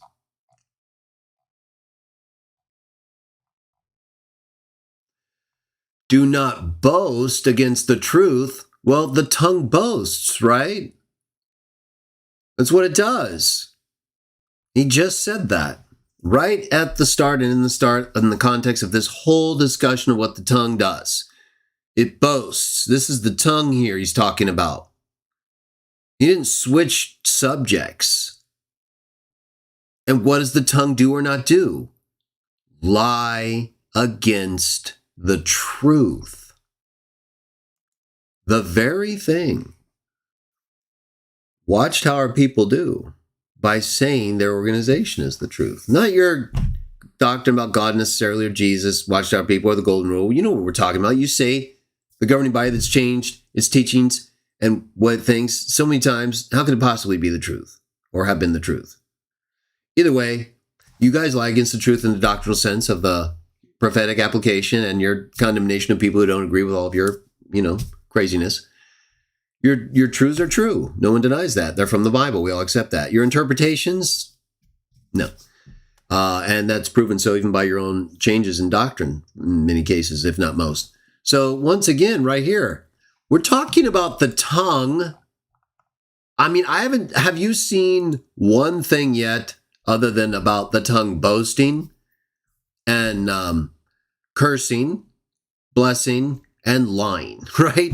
That's basically what it's been talking about. No one can tame it. We curse and we bless. It boasts great things.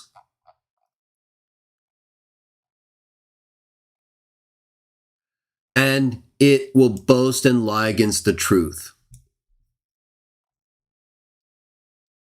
Right? These things are all related to that. You're supposed to be wise. How are you going to use your tongue correctly? How are you going to use your tongue to bless correctly and not curse as often as you should, right? Because no one can do it completely. If you don't have if you're not wise, you don't develop wisdom, if you don't try to act right, what is it that makes the tongue set off? People not acting right, right?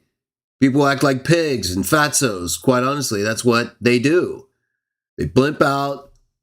I mean, it's not like they're hiding it too, right? Sometimes they're pretty like right in your face. It's like, okay, you don't care. So, well, why not, right? And these are biblical terms, right? We're not trying to, they don't sound good, but hey, the tongue is a fire. It can do a lot of things. But we have people and issues and problems that sometimes require unusual displays or expression. We have that in the master. We have it in everybody. And we know no one can control our tongue perfectly. So what is the standard and extent to which we should be expecting teachers especially to be doing this correctly? Well, so far we know we shouldn't be blessing and cursing in some way. Okay, that's clear. We shouldn't be boasting. We shouldn't be lying against the truth. Those are essentially the things that it said. In connection with being wise, not being bitter, envious, and self-seeking. Then verse 15, this wisdom does not descend from above, but is earthly, sensual, demonic. For where envy and self-seeking exist, confusion and every evil thing are there. But the wisdom from above, that is from above, is first pure. Right? See, he's relating this to the wisdom he says we're supposed to have in order to use our tongue correctly. So then he says, this wisdom. Then he goes on. How he talks about the wisdom we don't want, right? But then he talks about the wisdom we do want. Because it's all related to this right here, which all still relates to using the tongue not to boast, lie against the truth, and all this stuff. Bless and curse. He goes on, watch. Then peaceable, right? But the wisdom from above is first pure, peaceable, gentle, willing to yield, full of mercy and good fruits, not without partiality and without hypocrisy. Now the fruit of righteousness is sown in peace by those who make peace. Sown by peace, in peace by those who make peace.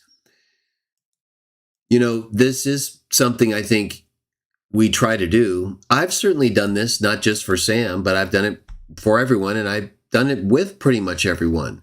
It's only extreme characters or people that I have an ongoing problem with because they're not peaceable.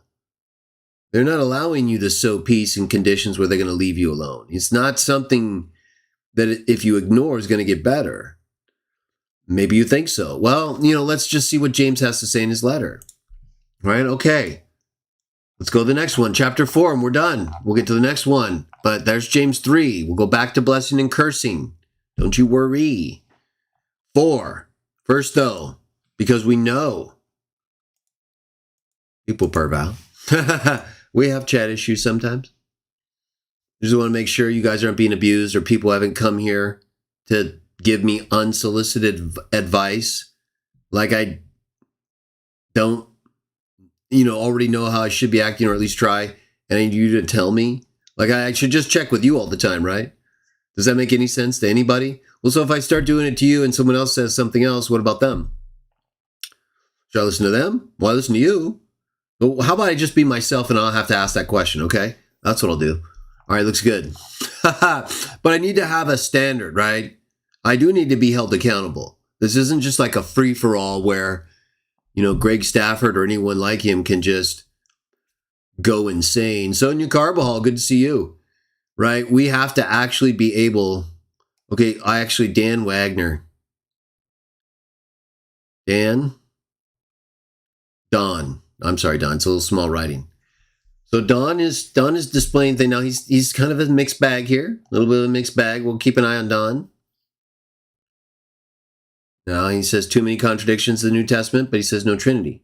So now, of course, we don't want to just pick him because he agrees with us on the right things, because we disagree with him on what else he says, right? But we don't want to just get rid of him because he's disagreeable. Remember what I said about contradictions? He's stunning us right now. Ha ha! Don! All right, Don. I'm going to give you time. Give Don time. Let's go back to the text. James 4. Let's go, everyone. Let's get this done. We've been going an hour and a half. We try to keep this at 3 hours. Let's go. Right here, right now. Hang on.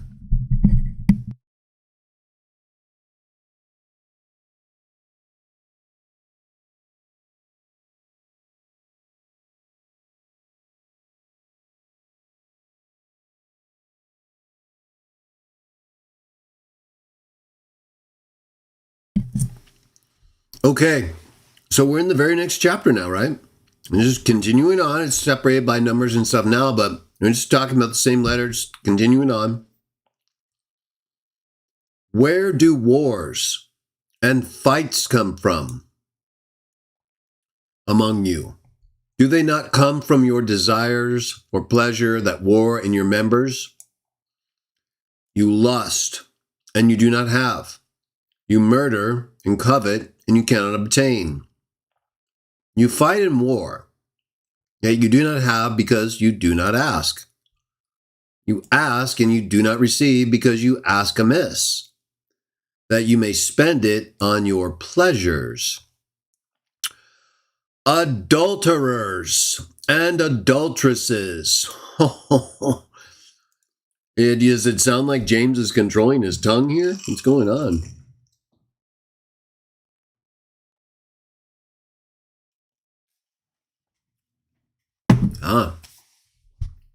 What's going on here? This sounds like pretty harsh speech, right? You call me an adulterer or call you an adulteress or an adulterer?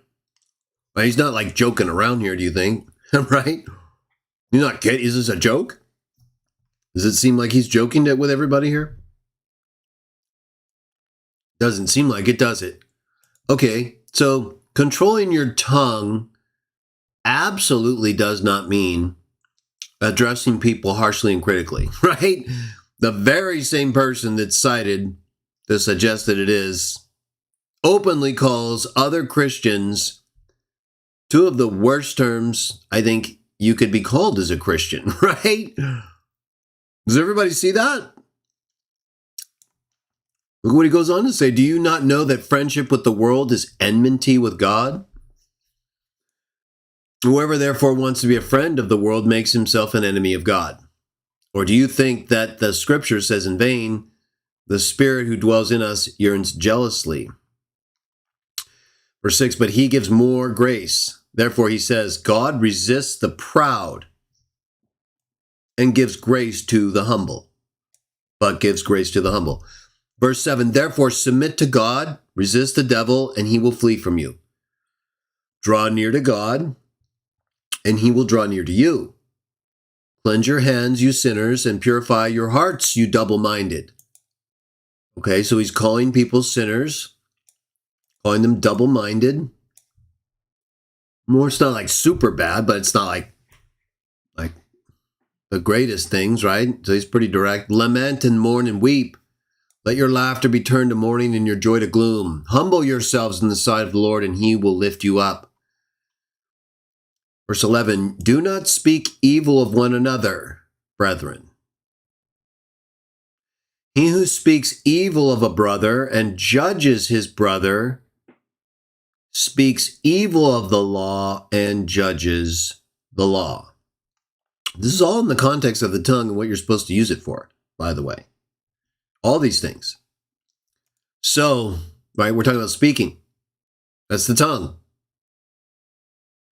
So do not speak evil of one another, brothers. Okay.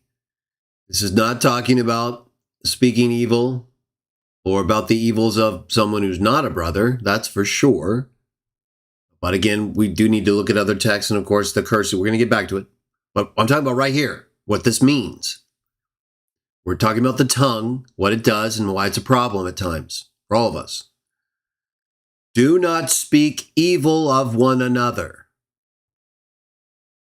He who speaks evil of a brother and judges his brother, there's two things right there, right? Talk negatively, and you make a determination that's a judgment in the eyes of yourself and others. So that it's supposed to create an opinion and form a characteristic, a portrayal of that person that people are to accept if they're to be, agreeable with you. That's a judgment. That's not what you're not supposed to do that. We all fail here. Do we not? Pretty much, right? Something we probably all have failed at. But we probably try not to practice. Although for some it may be more of a question than others. Now, in terms of myself, since I am hosting this channel and I do want to be held accountable, I am speaking of people in a way that is very harsh, critical, even of their evils, and in a manner that you could consider cursing. But we're going to talk about what that means in the Bible and what sense I mean it. We're told to do it. So anyway, you'll see. But right here, or just right here, this right here, if you do this, you're just as bad as anybody else and anything else they say or do with the tongue. Is that not true, basically, according to what we're reading? Right? There's no, it said do not. In other words, this should not happen, right? This isn't like a hard to understand thing. Maybe a little subject to interpretation on what would be considered speaking evil. And we certainly can get a better read on that, right? You making a determination of someone in a way that goes beyond just recognizing moral sinners. Well, you're getting into problem territory there, aren't you? Maybe if they've done something in a way that's against you, like Matthew 18, and you need to do that, yes, of course. Or if it's a congregational situation and people are being deceived, yes, of course. But if you just don't agree, or you think things can be done differently, I don't think that's an of course. Now, the question is, okay, so how do specific things line up to those standards? Well, certainly right here, is this questionable? Should we be speaking evil or judging other people weak? Now, brother here means someone you consider a Christian. That's got to be considered a brother here. Because everyone's going to say, well, you're not a Christian, and you're not a Christian, and you're so right. So we base that assessment according to the doctrine and beliefs we have, right? Effectively. So if someone is a brother, a Christian, you shouldn't be speaking evil or judging that person. Or you are in total violation of this text. Now, that's going to happen anyway, because again, we all will fail here, and we should, if we're trying to overcome, be shown mercy. That doesn't excuse ongoing blatant failures, especially if people are hurt by them, but we can all see when someone's trying. It should be fairly evident, because faith follows work, works follow faith. So you have to demonstrate what you're claiming you believe. Either way, this right here is pretty obvious, I think, to me, although there is some subjectivity where it concerns what you consider speaking evil. I think there are some things we can all agree on there, right? And certainly where it concerns another person you consider a brother. That's not supposed to happen. Or judging. Unless, again, it's Matthew 18. That's the whole point.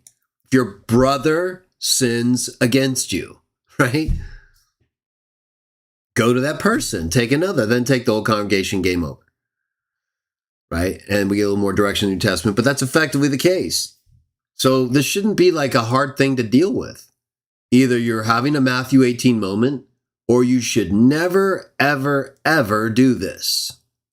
I can't think of a reason you would do this other than a Matthew 18 situation that's unresolvable and you have to warn people and look out for others who could be deceived by someone who won't listen.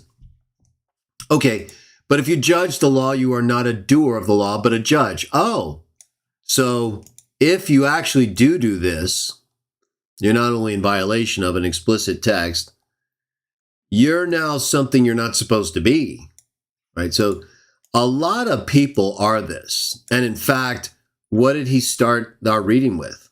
James 3, not many of you should be teachers. So not many should be teachers, and none of us should be judges in this way. We're supposed to be doers, not judges. Now, there are times, again, when you have someone who does something that's against someone or the congregation or groups, or in a way that's distracting publicly from the message, they're supposed to be confronted with that. A la Matthew 18. It's real simple.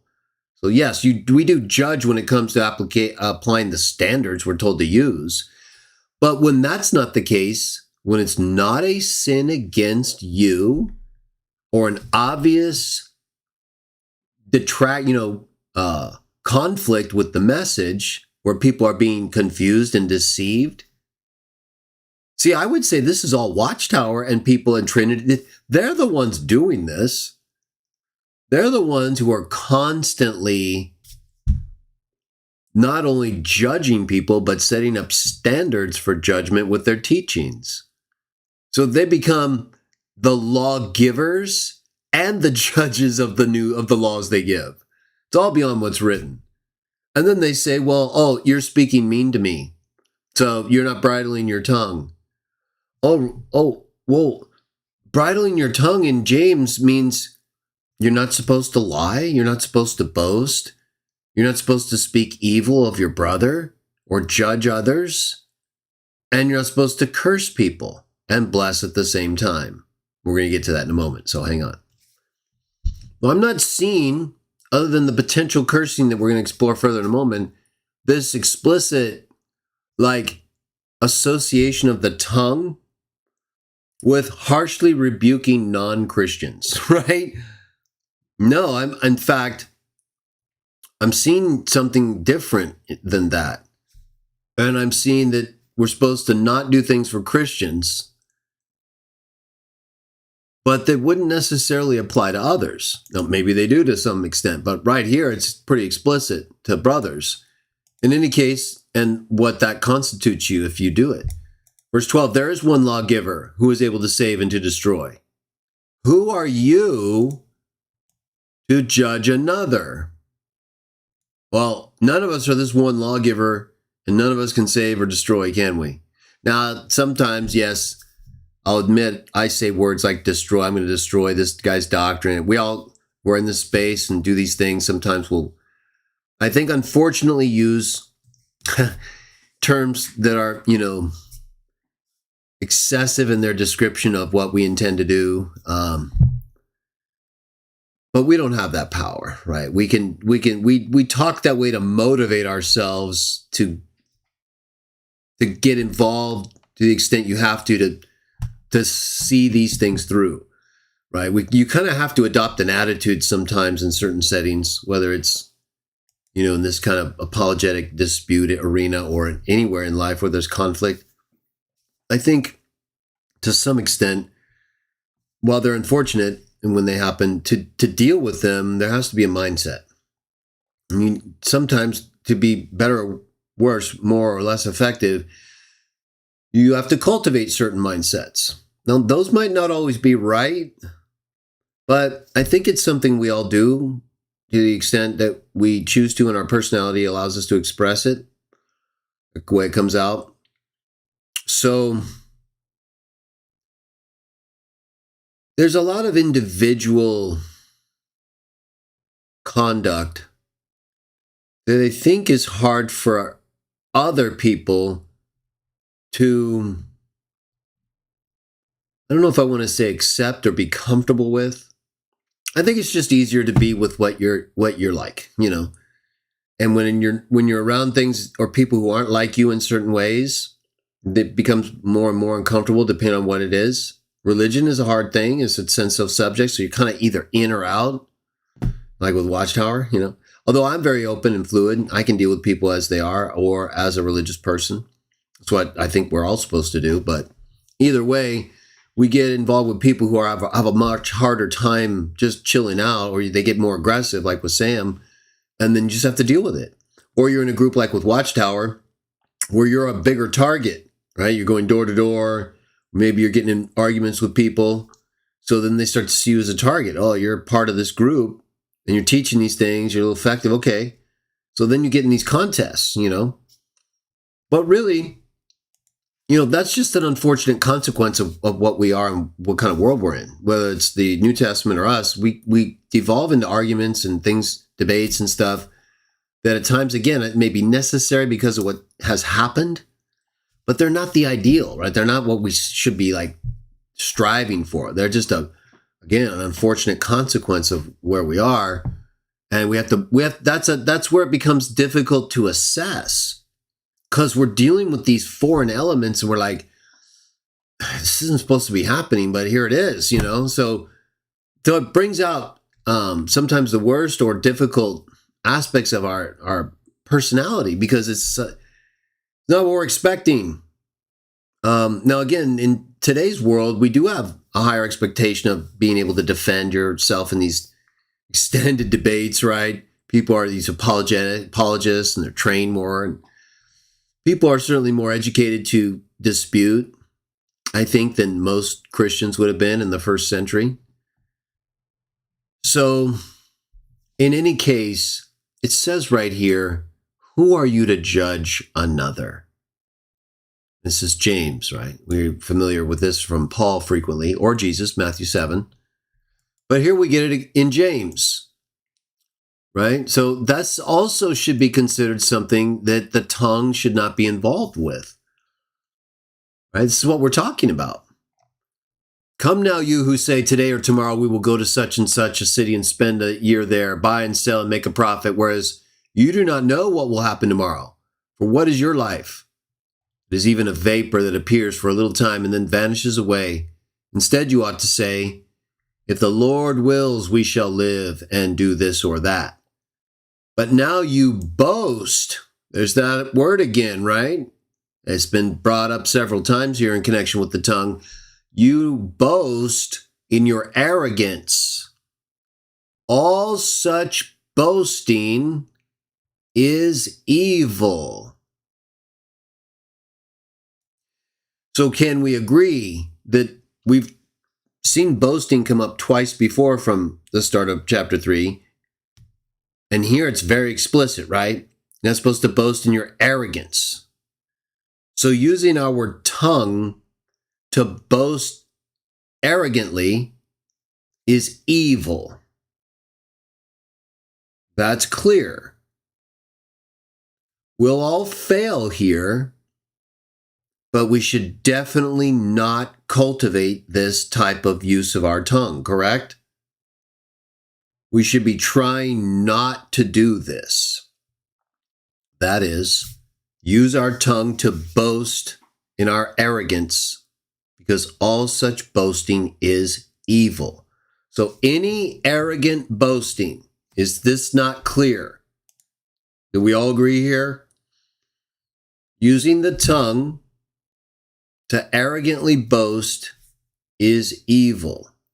We will fail, so we shouldn't just think someone's evil because they boasted arrogantly, right? Maybe they were being evil there, but okay, well, is there a pattern of this?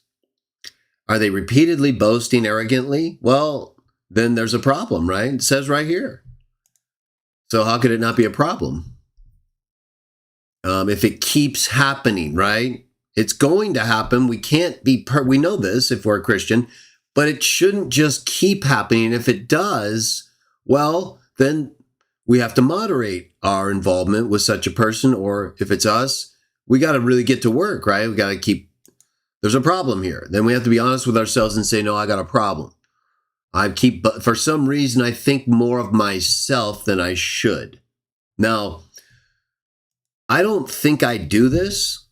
I'm not saying, again, I don't have moments or I haven't ever been arrogant, but I don't believe, and you can correct me if I'm wrong. If you're just a pervert and you want to say it to try to, bother me, that won't work. And if you can, at least provide some justification in some way. Hey, you say this a lot or you this a lot. Then I'll know, I won't take you seriously. But if you really seriously think that I boast in my arrogance regularly, I want to know, because I do not want to be acting evil. That's for sure. I may make a mistake, but if you think I'm doing this like regularly as a pattern, then I should be told, hey, you're doing this. You said you keep saying this and this is this, right? You have to explain. I don't think so, though. Okay. The only thing so far that I think we've read from James 3:1 to now, we're almost done, that I would say possibly qualifies for something I do or have done recently and more regularly would be the cursing part, which we're going to get to more in a moment. Other than that, I'm not seeing anything at all that relates to like harsh language or using words that forcefully condemn people who are proven liars. I'm not seeing that. The cursing, I'm not even seeing it in the way I just described for people like that, but I do see it there that needs to be further evaluated.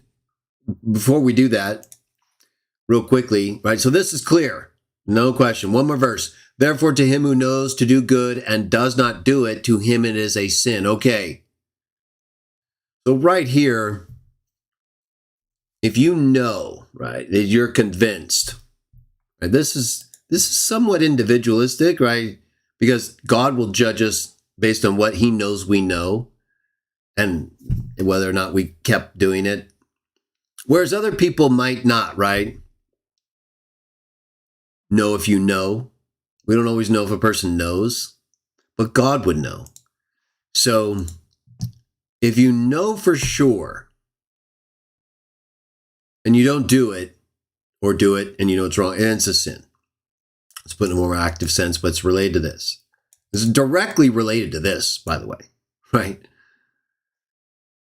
But the knowing part really makes it the individual thing, right? It's got to be something you're convicted of, right? This is really important because if you're not convicted of this, right? Like it's the way Paul talks about, we're not going to get off on it, but in 1 Corinthians 8 and elsewhere, he talks about, what you actually know when you're doing something.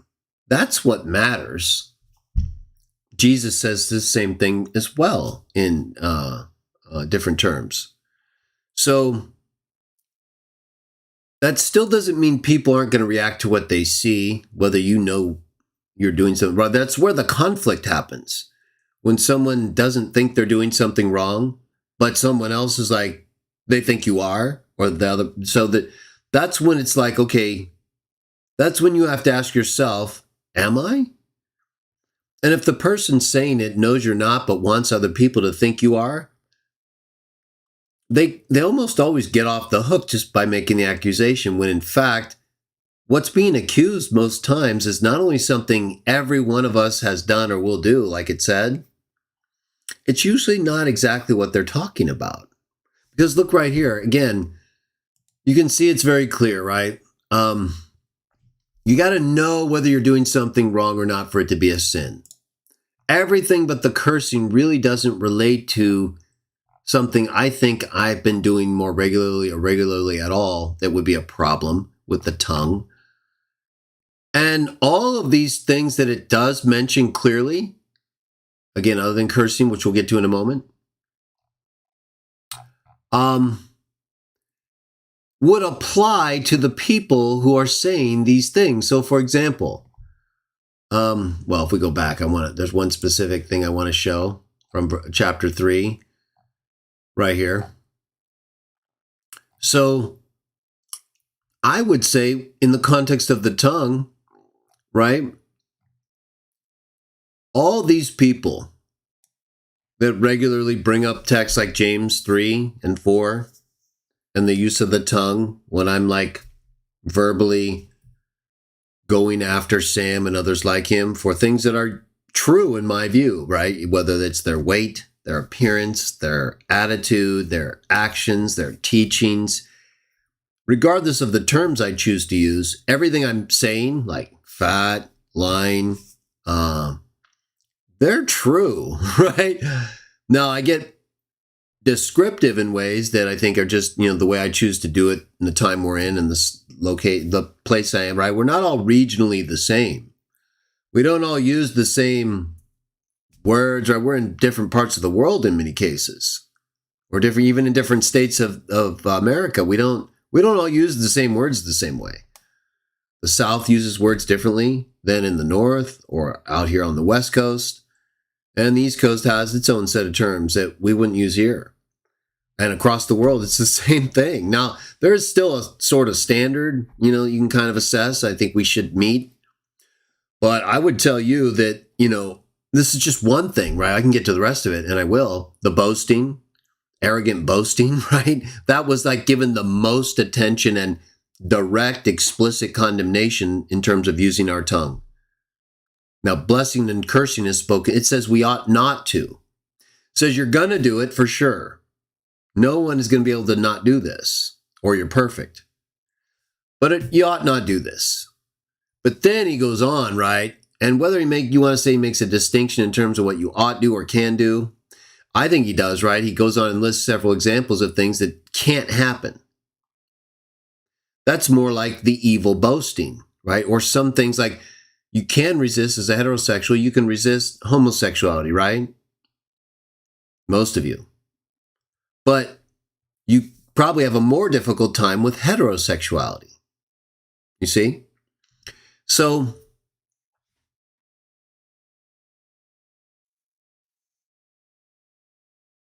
nobody is going to be able to say or act in ways that are perfectly aligned with the tongue. Whether it's speaking about homosexuality or has the right talking in ways, right? Things are going to come out differently. You might be able to do one more better than the other. So again, there is a difference, as we've discussed. We can't do it perfectly. We shouldn't bless and curse. And arrogantly boasting is evil. Well, that's like obvious, right? Boasting and lying against the truth. Not supposed to do that, right? Do not. It's a do not right there. It's not an ought not to. I'm not saying the ought not necessarily makes it so that blessing and cursing, we're going to get to in a moment, are acceptable. I think he just understands that they happen more frequently, right? Whereas this kind of stuff, lying against the truth, that's more deliberate. There's a little bit more involved in that. Same with arrogant boasting, right? It's more a mindset. Whereas things involving the tongue can just happen, right? You can say things that end up being a curse in association with a blessing. I'm going to show that to you right now. And I'm going to show you that it's actually not always even wrong. Sometimes it can be wrong. And whether you think the examples I'm going to show you are wrong, they definitely both involve blessing and cursing by the same person.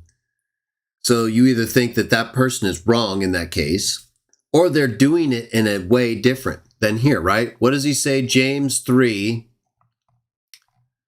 He says, no man can tame the tongue. It is an unruly evil full of deadly poison. With it we bless our God, God and Father, and with it we curse men. Okay? And then he says, out of the same mouth proceed blessing and cursing. These things ought not to be so. All right, so what does this mean? This is the one thing that I just think, based on the words used and the way people use or understand cursing, I don't think it's always used today the way the Bible's talking about it. So we're going to explain that. But I think, if anything, this cursing men, would be the only thing I can clearly see in James 3 and 4. That people might think I'm doing more regularly when I go after people like Sam or others for things I think are true. But maybe they think that the extent to which I do that falls in this category right here. Okay, so we need to look at this. I don't think there's information in these two chapters that explain what this means. right? Because he says no one can do this, but then he says what we ought not to do, bless and curse. But then he gives us 4 examples of things that aren't possible. Okay. In my view, because he's trying to explain we should just do the one, not allow the other to happen, even though it might happen. We shouldn't make it a practice. So he's just using this to reinforce that aspect of it. But I think this gets misused. Like I was saying earlier, I think people are using this in a hard and fast way it's not meant to be. Because he says we're going to do it. We all know we have done it. But these things are possible. So to use this as a basis for judgment is not even contextually proper. But this isn't even possible on its own for humans to do things that aren't possible, right? We can't totally avoid. That's why he says that. So I think this kind of contributes to part of the judgmental aspect of these things, but we still need to know, hey, do we have a problem here? Are we doing this and we shouldn't be doing both? Okay, so that's what we need to look at right here. Let's look at Matthew 14. Let's look at Jesus. Does Jesus give us a good example to follow? We would think so, right? I mean, if we have James writing to us and telling us that we're not supposed to be using our mouth to bless and to curse, right? He said that explicitly. So it's not like a problem issue in terms of what he meant. As far as what we should do, right? Bless and curse. But what does this mean? Like, okay, what is cursing? We all know basically what blessing is, right? Attributing holiness and righteousness and glory to God, in some way and for some reason, as you're going to see. So we go to Matthew 14, verse 19. Well, we're in the New King James, Orthopagan version. Matthew 14, 19. Look what Jesus says. Blessing and cursing. What's going on here? Then he commanded the multitudes to sit down on the grass, and he took the 5 loaves and the 2 fish, and looking up to heaven, he blessed and broke and gave the loaves to the disciples. Okay? So very clearly, Jesus offered a blessing out of his mouth. Now, if we go to Mark 11,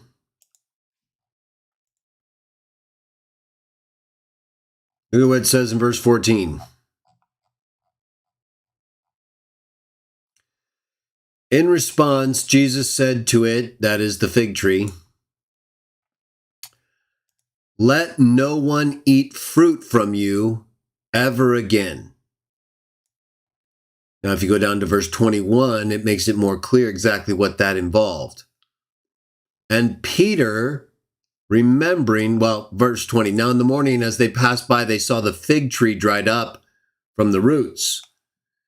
Verse 21, and Peter, remembering, said to him, that is to Jesus, Rabbi, look, the fig tree which you cursed has withered away. So we have Jesus blessing and cursing. Do we not? Those are the words of the very same Bible we've been reading this whole time. New King James. Start in James. And we're focusing on the part of the text that talks about blessing and cursing and how the tongue that no one can master and we're all going to fail in. We shouldn't be using it that way. Shouldn't be doing the blessing and the cursing at the same time. We'll fail sometimes, but we shouldn't be doing it like a regular thing,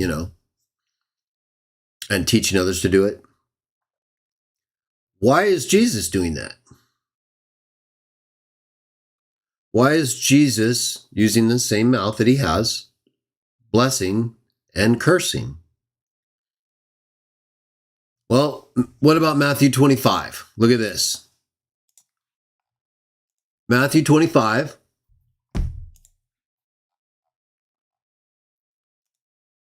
What do you think about this? Maybe this will help you answer that question. Look at verse 34.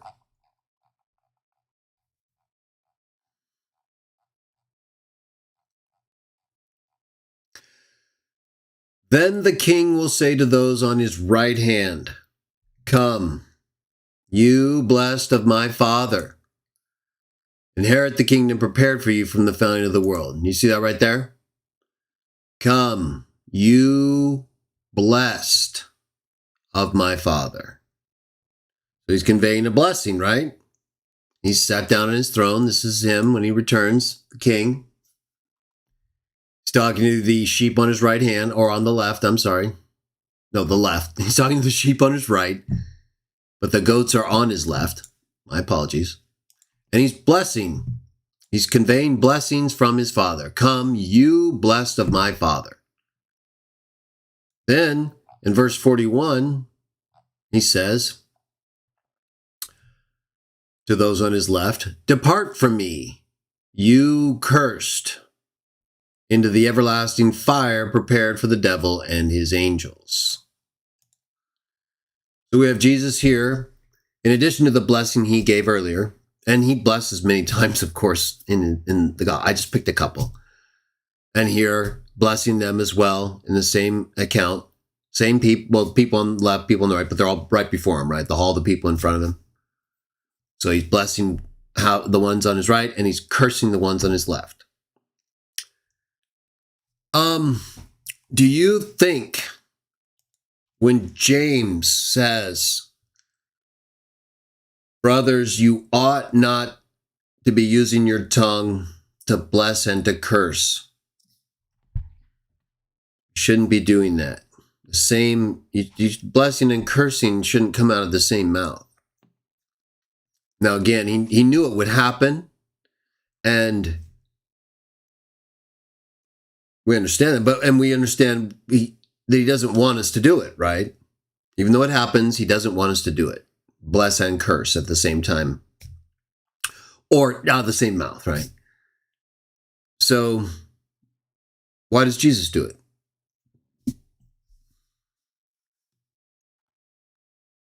Do you think this is just, well, James said no one can do it, so Jesus can't do it either? Or do you think, like, there's a difference between the kind of cursing James is talking about and the kind of cursing Jesus is talking about? Well, what kind of cursing did Jesus do? He cursed the tree so that it would never grow again.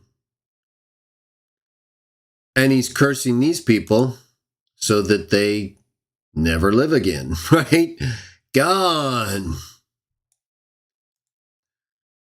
So those are about the heaviest curses you can imagine. They really, well, they are, total death, destruction. Do you think that's what James is talking about? Because there are many places in the Bible, including in James that we'll go to, where they talk about people being destroyed. Where they talk about Jesus returning in the glory of his Father with his angels and delivering fiery vengeance, the wicked people being destroyed.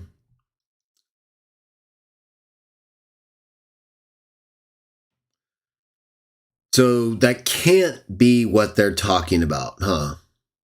Can it? If you think it can, if you think that condemning a tree or a person to destruction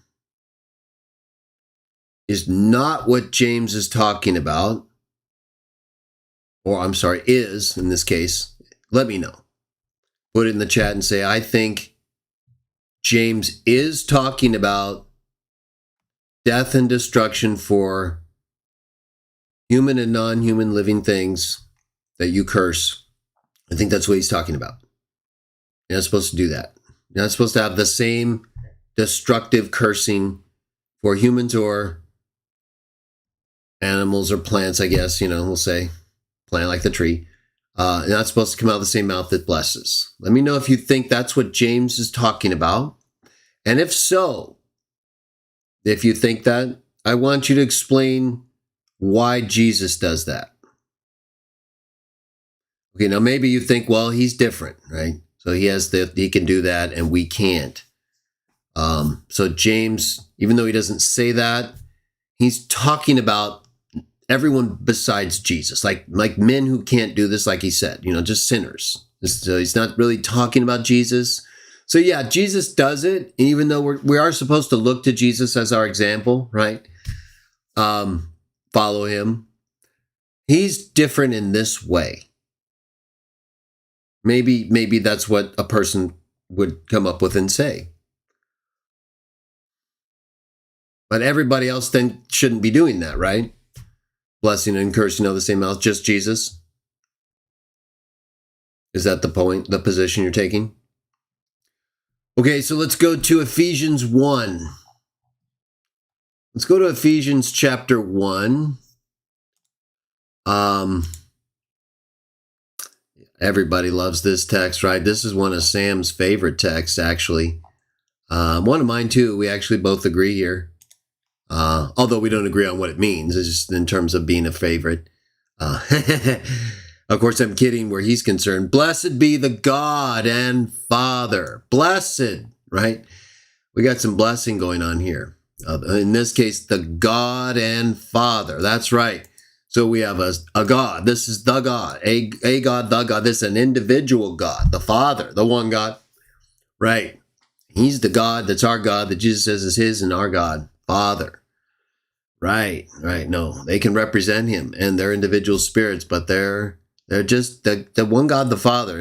That's God right there. Game over. Blessed be that God. It doesn't say blessed be the God who is the Father, Son, and Holy Spirit. Easily, right? No problem. Okay, and he has blessed us. All this blessing going on. Spiritual blessing everywhere. Blessed be. We have a blessing right there. There's no question about it, right? Paul is blessing right there. Okay, so we got that covered. Now, if we go to Galatians chapter 3, we got Paul in verse 10. For as many as are the works of the law are under the curse. For it is written, cursed is everyone who does not continue in all the things that are written in the book of the law to do them. For as many as are of the works of the law are under the curse. Or as many as are of the works. I'm not, King James, a little strange English sometimes, but it's fine. Seems like we got some cursing going on here. He's quoting the text though, right? So he's applying a curse. I definitely don't think this is what James is talking about, right? But it's definitely a curse. Is it not? Okay, well, let's go to Galatians 1. Let's see what happens there. Galatians 1:9. Happens a couple times, but let's read 8 and 9. Even if we or an angel from heaven preach any other gospel to you than what we have preached to you, let him be accursed. That's actually worse than being cursed. Did you know that? If you look up accursed and what it means, it's like an ultra curse, right? A mega curse, or just, it's basically worse than a curse, I would say. Definitely we're in cursed territory, okay? Why? Because they're preaching something they're not supposed to be preaching. As we have said before, so I say again, if anyone preaches any other gospel to you than what you have received, let him be accursed. Now, Paul was blessing God, the God and Father of our Lord Jesus Christ, no Trinity, in Ephesians 1:3, right? Which he does many times, in fact. Here, like in Galatians 3:10, he was applying a curse from the Old Testament. Here, he's just straight out, hey, if they do this, boom, you consider them cursed, accursed, even worse. What about 1 Corinthians? What does he say at the end of that letter? 1 Corinthians 16.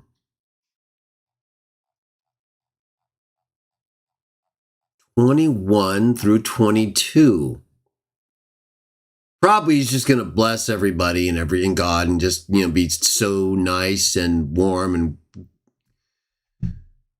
no cursing, right? Verse 21, the salutation with my own hand, right? No doubt about it. If anyone does not love the Lord Jesus Christ.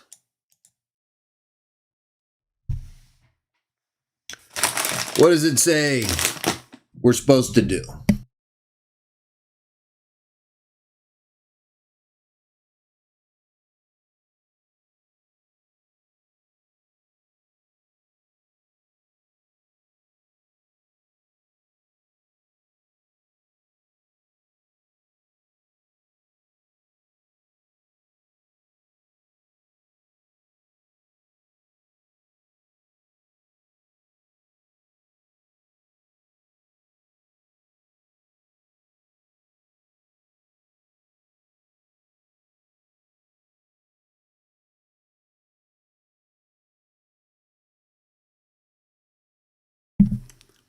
I'm going to say this is not what James is talking about. What do you say? Do you think this is a contradiction? This is pretty broad, right? So what is James talking about? We're going to go back to it, right? Because he can't be talking about any of this. Again, maybe you can say the things Jesus did are just because he was Jesus. What are you going to say about Paul? What are you going to say about Peter? Let's go to 1 Peter 1:3. Another one of Sam's favorite texts. Mine too. See, Sam? It's all good, right? But not. 1 Peter 1:3. Oh, blessed be the God and Father. Blessed be the God and Father of our Lord Jesus Christ, who according to his abundant mercy has begotten us again to a living hope through the resurrection of Jesus Christ from the dead. Another temporal use of begotten, something that happened at a moment in time, because everything that happens is a time measurable event, whether in a physical or spiritual sense, which is why we have so many markers of time all throughout Revelation and elsewhere. It's game over. Here, though, in a spiritual sense, it's also game over, because begotten only means temporality, whether spiritual or physical. And the main part right here, right? Blessed. All of it. Oh. And Sam's favorite part? We have a blessing, do we not? Coming out of Peter. And we can say his mouth because we know he said this too, right? It's not like something he wouldn't say and just right. What about 2 Peter 2:4?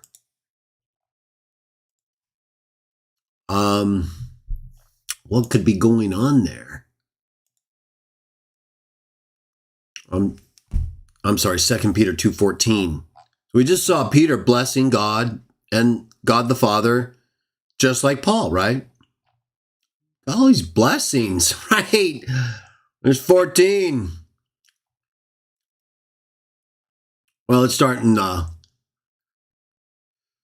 13, I guess. They are the middle, start of the sentence. They are spots and blemishes, right? Like we see in Jude, right? He's directly attacking wolves and people who are deceiving them. Let's read a little bit more. In fact, let's just read verse 12. But these, like natural brute beasts made to be caught and destroyed. Destroy. Like brute beasts made to be caught and destroyed. I wonder why Peter is using this word about people he's calling pigs and fatzos, but using brute beasts and saying the same thing. They speak evil of things they do not understand. Do we have anyone like that? Right? And will utterly perish in their own corruption. Those are not nice words. And will receive the wages of unrighteousness as those who count it pleasure to carouse in the daytime. They are spots and blemishes carousing in their own deceptions while they feast with you, having eyes full of adultery, and that cannot cease from sin, enticing unstable souls. They have a heart trained in covetous practices and are accursed children.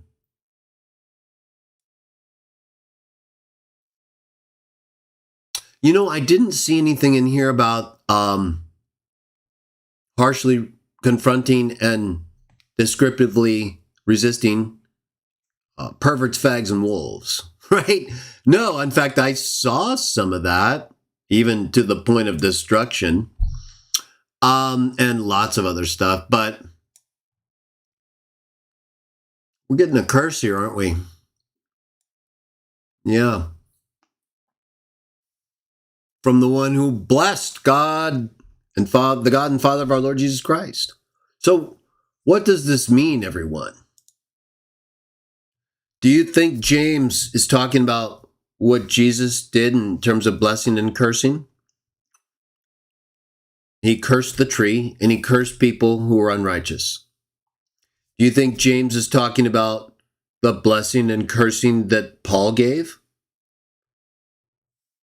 He's talking about, in terms of the cursing, people who don't accept the good news that they're teaching, that give you any other gospel or good news message than what they're teaching, those are to be cursed.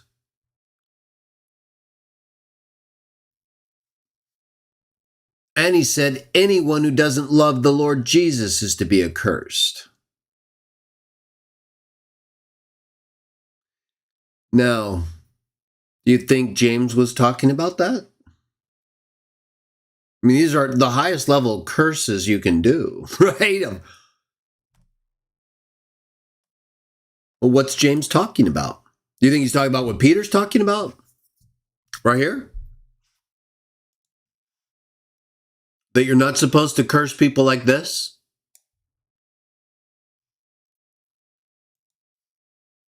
You think that's what James was talking about? We're going to go read it. But do you understand now the difference and the types of people that are being cursed, right? It's like over and over again here. And it's exactly the types of people that I've been dealing with. So what is James talking about? Let's go ask him, right? Let's go right back there and just take a quick look again, because it's right there. It's everything we were talking about. Remember, the only thing that wasn't clear, at least as I saw it and read it, was what? The cursing. That was the only thing we waited on, because that was the main thing that could apply, right? The only real clear thing that I need to really focus on in terms of, am I doing this wrong or right? Okay. So we looked at everything. We saw not all supposed to be teachers. You're going to get a heavier judgment. We stumble many times. If you don't stumble, you're perfect. That's not going to happen, but you should try. We put bits in horses, control them. We got rudders for ships. We control them. Tongue, little member, can't control it. Makes great boasts, great fire. Tongue defiles the whole body. We can tame all these creatures. We can't tame the tongue. No man can tame it. Not even one, right? Does that include Jesus? Well, he's perfect though, right? So Jesus is different in that way, but he still does it basically in the exact same way that Peter and Paul do it. So while there may be a difference because he's him, there's really not a difference because they're doing the same thing that James isn't talking about. Check it out. So no one can tame it. With it, we bless God and we curse men. Okay, so right there, right? We got to know. We know what this is. We've seen it. No one's confused about that, and we saw exactly it in the text we read. Then we have this. That was the part that was not like very clear, but that we kind of think we know, right? But we don't, right? Didn't you just learn what it clearly isn't? Now, what do you think this is? Out of the same mouth proceed blessing and cursing. These things ought not to be so. Right? Who's wise, understanding, let him show. By good conduct, his works are done in meekness of wisdom. You've got bitter envy, these are feelings you're having that can motivate your tongue to do the things he's saying you shouldn't do. It's what causes the tongue to do these things.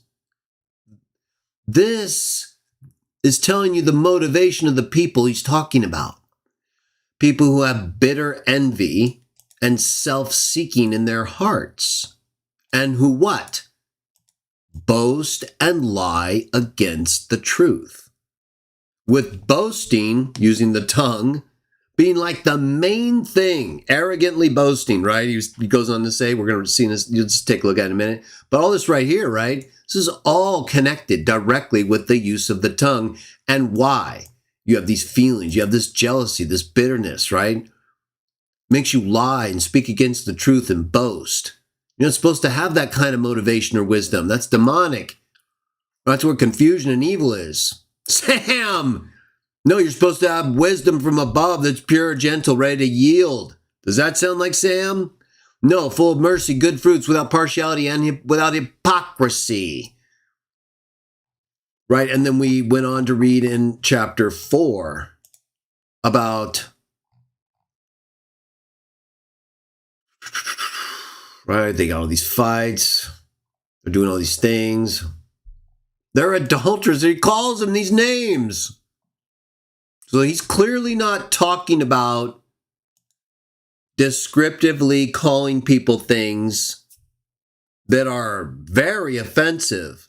If I called you an adulterer and you're like spiritually, and this is spiritual, right? He's not calling them like accusing them of literal adultery, right? No. That's why he goes on to say that's friendship with the world. That's your adultery. You're supposed to be with God. So what are you doing with the world? That right there is what he's talking about. Okay. So if I go up to you and I call you either one of these, and I'm serious, right? Like your doctrine, you're an adulterer. You're an adulteress. How's that? What do you think? Well, it's right here, right? What do you mean? So they don't use all the words we use today. That's true. But does this change anything? Look, the very one who tells you to control your tongue, but you can't do it, but you should try, says this right after that.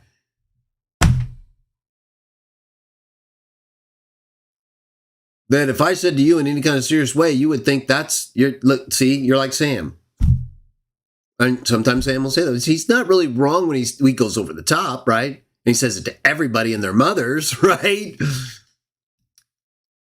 So saying harsh language or harsh terms is not to be done because of James. It's so crazy, isn't it? He's not talking about it, number one. When he says anything about cursing or any of this other stuff, the only thing that could possibly relate is the cursing, which we just saw does not involve condemning people who teach another gospel or who, Paul said, teach another gospel or who do not love Jesus even, right? This is pretty broad here. You want to try to limit my ability as a Christian to curse someone so that what? I can't use cursing or descriptively destructive terms. We even read that word destruction, right? It was Peter. They're going to be destroyed. That's not the only time that happens. That's frequent, actually. So you're trying to tell me that James 3 and 4 means that we can't be cursing people to destruction because they don't accept the truth of the gospel or love Jesus. Is that what you're telling me? Put it down if that's what you're telling me, okay? Because literally what you'd be telling me is exactly what the Bible disagrees with you on, right? And if you want to say it involves like harsh terms, descriptive, that are spiritually applied to people in ways that are offensive, well, let's just go to James, okay? Because the very source you're trying to use disagrees with you. It's talking about people who arrogantly boast and who lie against the truth and who curse in ways that involve speaking abusively against the truth and other people who teach it. The kind of cursing there is not the kind of Christian cursing toward non-Christians who are abusing the sheep or the master, or who are teaching false doctrine, presenting a different gospel, and lying against the truth while arrogantly bragging. You know, the people I actually do this against, I can prove, do all of those things. Teach a different gospel that are not the apostles' gospel, good news. Lie against the truth, and who boast arrogantly. That's the only people that the cursing of James 3 that I apply to in any conceivable way. And I don't even believe it applies for the reasons I just gave. So I am willing to look at myself. I think I have. We've read both James 3 and 4. We've looked at connected texts that involve blessing and cursing by the most prominent people in the New Testament, or the Bible even, right? Son of God. Who do the very blessing and cursing that I am doing for the very reasons I'm doing it, for the very types of people I do it to. And even use terms in a spiritual sense that are highly offensive and descriptive in ways that are very, if you are those things, right? How would that, maybe I'll just, I mean, that's about as descriptive and punishing and, harsh as I think you can find. There are more, but I mean, adulterers and adulteresses in a spiritual sense, that's pretty wild. So he's not playing around. It's no playing around. Let's go to 1 Peter chapter 2. We're going to a little more. We're going to wrap it up. We're doing a little bit longer, but not much. We got about 20 more minutes on our scheduled time. Take us to the 3-hour point, but we can go a little more.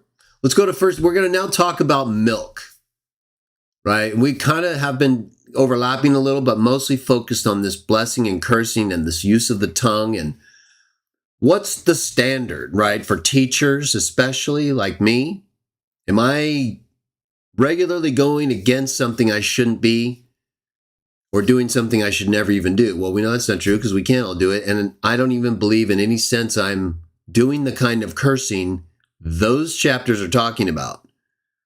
And if they are, then we've got Jesus, Peter, and Paul, in addition to me, doing the exact same kind of blessing and cursing toward the exact same type of people for the exact same type of reasons, even using harsh, descriptive terms spiritually in doing so.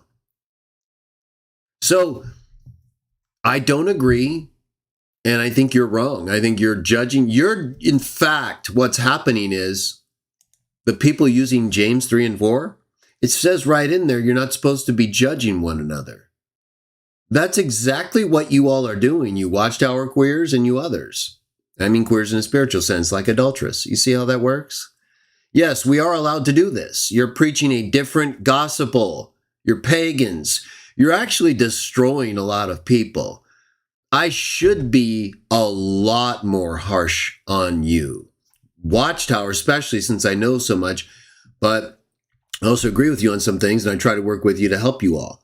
But I speak out against you all the time and have been since I realized what was going on. I just also have to deal with a lot of other people because you guys won't do anything, right? Or in the ways that are necessary.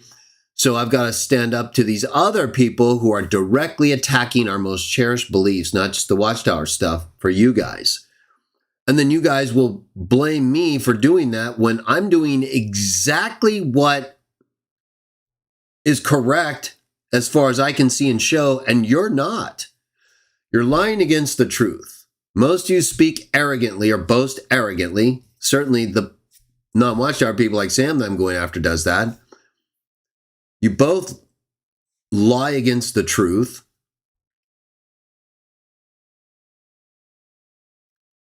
So if you're boasting arrogantly with your tongue about Watchtower being this special thing and being in this position, that's boasting. You're boasting in Watchtower. Are you crazy?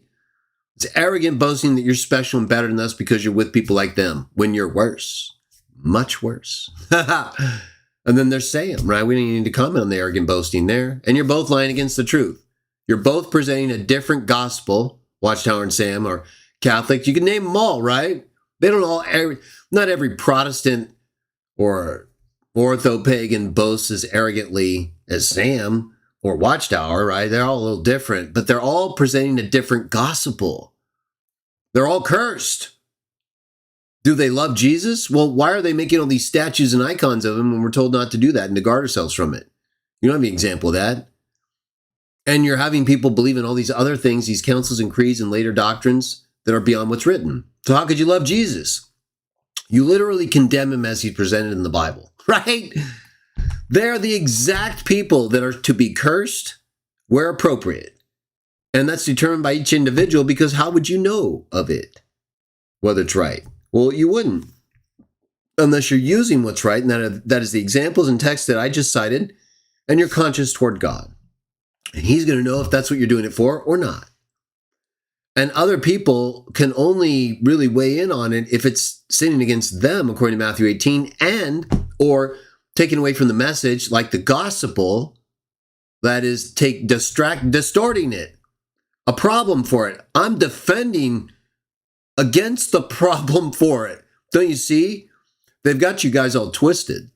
They've got you guys thinking that harsh, aggressive, abusive speech toward these people who deserve it. They're cursed. That's what they're supposed to get. Adulteresses. That's not harsh, abusive? Abusive in the sense that it's not normal. It's not what we would want to say to regular people. These aren't regular people.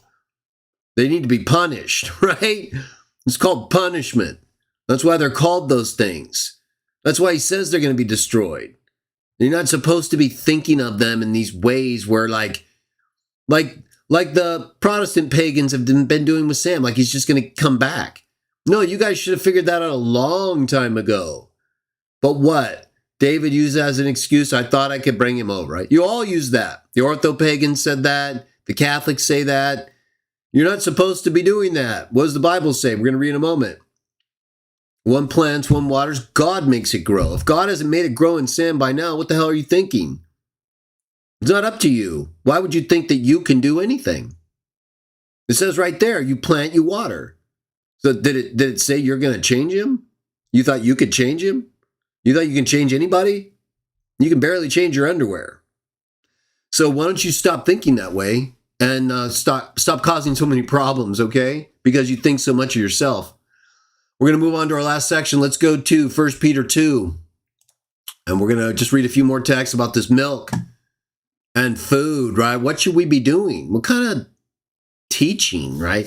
So we can see very clearly from James how we're supposed to be using our tongue, not to bless and curse in ways that involve this arrogant boasting, lying against the truth, or cursing in ways that would be demeaning toward people who are teaching those truths. That's what they talk about, right? Jude, Peter, James, those who are abusive towards glorious ones and others who are representing them. They say things, they speak that things they don't understand, James was talking about, right? Or Peter, and what we read. And Jude says the same thing. They talk about what they don't know. Paul says they talk about another gospel. They're supposed to let them be accursed. All right, if they don't love Jesus, cursed. Right, it doesn't mean you you call everyone an adulterer or an adulteress or as equally mean or resistive to everybody just because they don't love Jesus. But clearly, if they don't love Jesus, what is Paul? Did I make that up? Or is that a text in the Bible? You don't love Jesus, you're accursed. Right? So you can just be a normal person and not have an opinion or, I guess care much. But from a proactive Christian perspective, if you don't love Jesus, you're cursed. Because you're resisting the message about him, which is really irresistible for people who hear about him, or should be. So that's why he says that. So if you're like me, this whole cursing thing is totally, they've got it all wrong. Almost all of you have this wrong. And I would be shocked if most of you didn't say, hey, I see this totally different now, right? Because I'm pretty convinced you have it all wrong. I keep reading things and seeing, and I think they have this wrong. They're not taking the time to think, and that's where they get you, right? That's where Sam is so good and others like him, the devil. They know you're not taking the time to find out on your own. You just aren't. And they just seize on that, right? They can bring forth a text, hey, you're cursing out. You're not supposed to come out of the same mouth. Both? Hey, can't be a Christian. Yeah, can't be a Christian. Oh, no. Wouldn't even be saying that. Really? How interesting. Because you know what? The founder of Christianity does it, and all the main Christians in the New Testament do it. So that's not what they're talking about. And when you find out they're actually talking about what you're doing, that's when reality is going to hit you like a ton of bricks. You know what I'm saying? Now, just so we don't miss 1 Peter 2, but before we do, let's check the perv out because of you know who and their types. What's going on? We have some activity.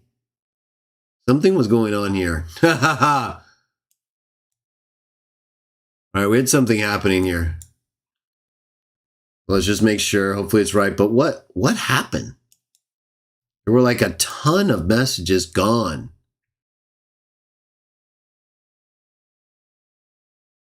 I didn't do that. I see it looks like someone was, I haven't blocked one person. I have not blocked one person tonight. I haven't even been looking at it really, right? A couple times I looked, but I didn't block anyone. I see a lot has been deleted, though. That's weird.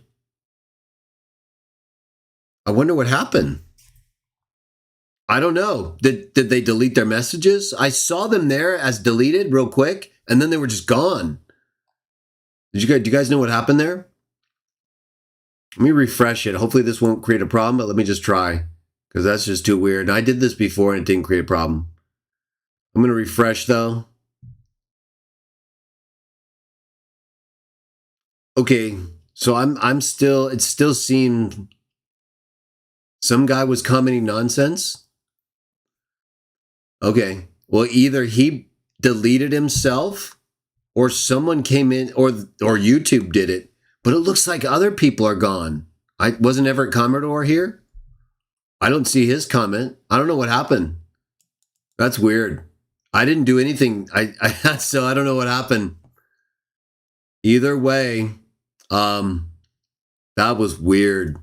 So let's get to our last part, the food stuff. I just wanted to check that. I'm glad I did. That's weird. You can see right there, like to see this upper part in the far right, that blank space. Those are all the messages. This was a ton more, but it was,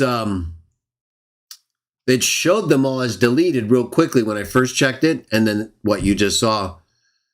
Okay, so let's go back to the text. Let's finish up, everyone. Food, milk, all Christian stuff. 1 Peter 2, 1 through 2. We're almost done, everyone. Hang on. A little bit more. We got 10 more minutes for I didn't start till 6:10, so we got about 20 minutes for the full 3 hours. 3 hours, 10 minutes. We got about 30 minutes. Let's go. 1 Peter 2, 1 through 2. Therefore, laying aside all malice, all deceit, hypocrisy, envy, and all evil speaking, as newborn babes, desire the pure milk of the word, that you may grow thereby. Indeed, if you have tasted that the Lord is gracious. Right, borrowing from Old Testament language, applying Jesus, which is often the case, no problem at all, because this is the case where all the words come from God to Jesus to Peter and Paul and all the others. And right here, what does Peter say? As newborn babes, right? Right. So he's talking to new people. He's saying they should desire the milk. You see that? He's saying the newborn babies in the truth or in the congregation spirit, right? In Christ, they should desire the milk of the word, that they may grow, right? And this is why he borrowed that from the Old Testament, because the milk and the tasting relates to each other. Thus, they do that a lot. Similar to Philippians 2, borrowing language, applying it differently, very clearly. But the reason why is also clear. So here the newborn babes are encouraged, are they not? If you're new, like you're not like, you haven't been studying spiritual things and the applications of text to Jesus and why we believe all these things. If you're new to all that, just stay with the basic stuff for a while. Don't make it too complicated. A lot of groups like to make it very complicated for you. We keep it very simple overall with 3 primary teachings, and everything else up to you, but you're accountable to each other if you sin, and to the Master overall, who judges us individually. But outside of God, Jesus, you and me, the golden rule, and how we treat each other, your exploration, your consideration of, doctrines like the resurrection, prophecies, and things of this sort, when you're new, you want to just keep it basic, right? Try to get a sense of what's going on so you can grow. Okay, now if we go to 1 Corinthians, right? So Peter's talking to the new ones right here. They're speaking to the audience that is before them. In 1 Corinthians 3, look at what Paul says in verses 1 through 8. And I, brethren, could not speak to you as to spiritual people, but as to carnal, as to babes in Christ. So right here, he's saying, I couldn't speak to you except for as babies. Peter knew he was talking to babies, right? So he was telling them, okay, you're new. By babies, they mean new. That's the terms they use. Babes, babies.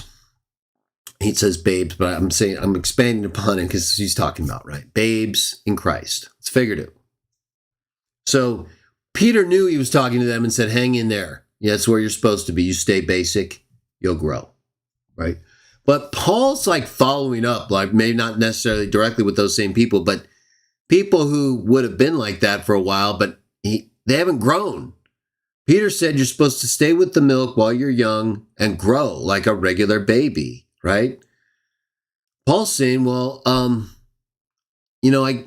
couldn't talk to you because you haven't progressed beyond being a babe.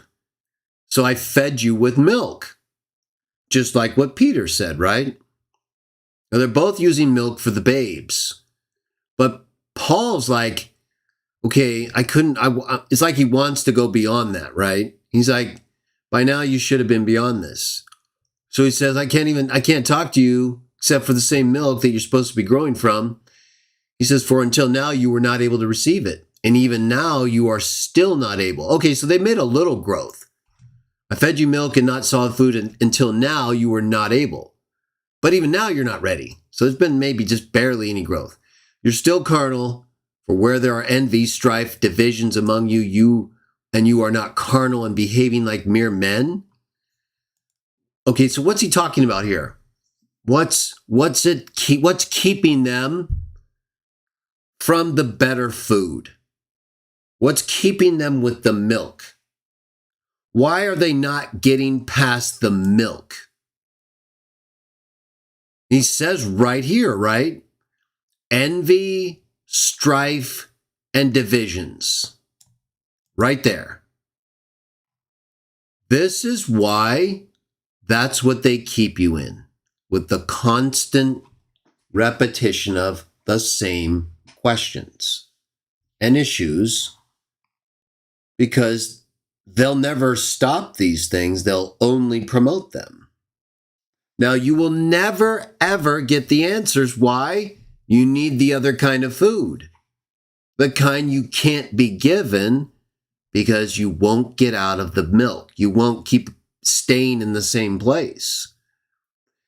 If you have any of this going on with you and your Christian group, you're not going to make any progress, even if you think you are, right? They thought they were, right? He says until now, but even now you haven't done it. They probably thought they did it, right? But no. until you get rid of this, you got to stop envying. That means wanting something from someone else, desiring something they have that you don't. You're never going to grow if you're like that. Did you know that? Did you know it's not harsh rebukes against liars and arrogant boasters that's going to keep you from growing? It's your envy.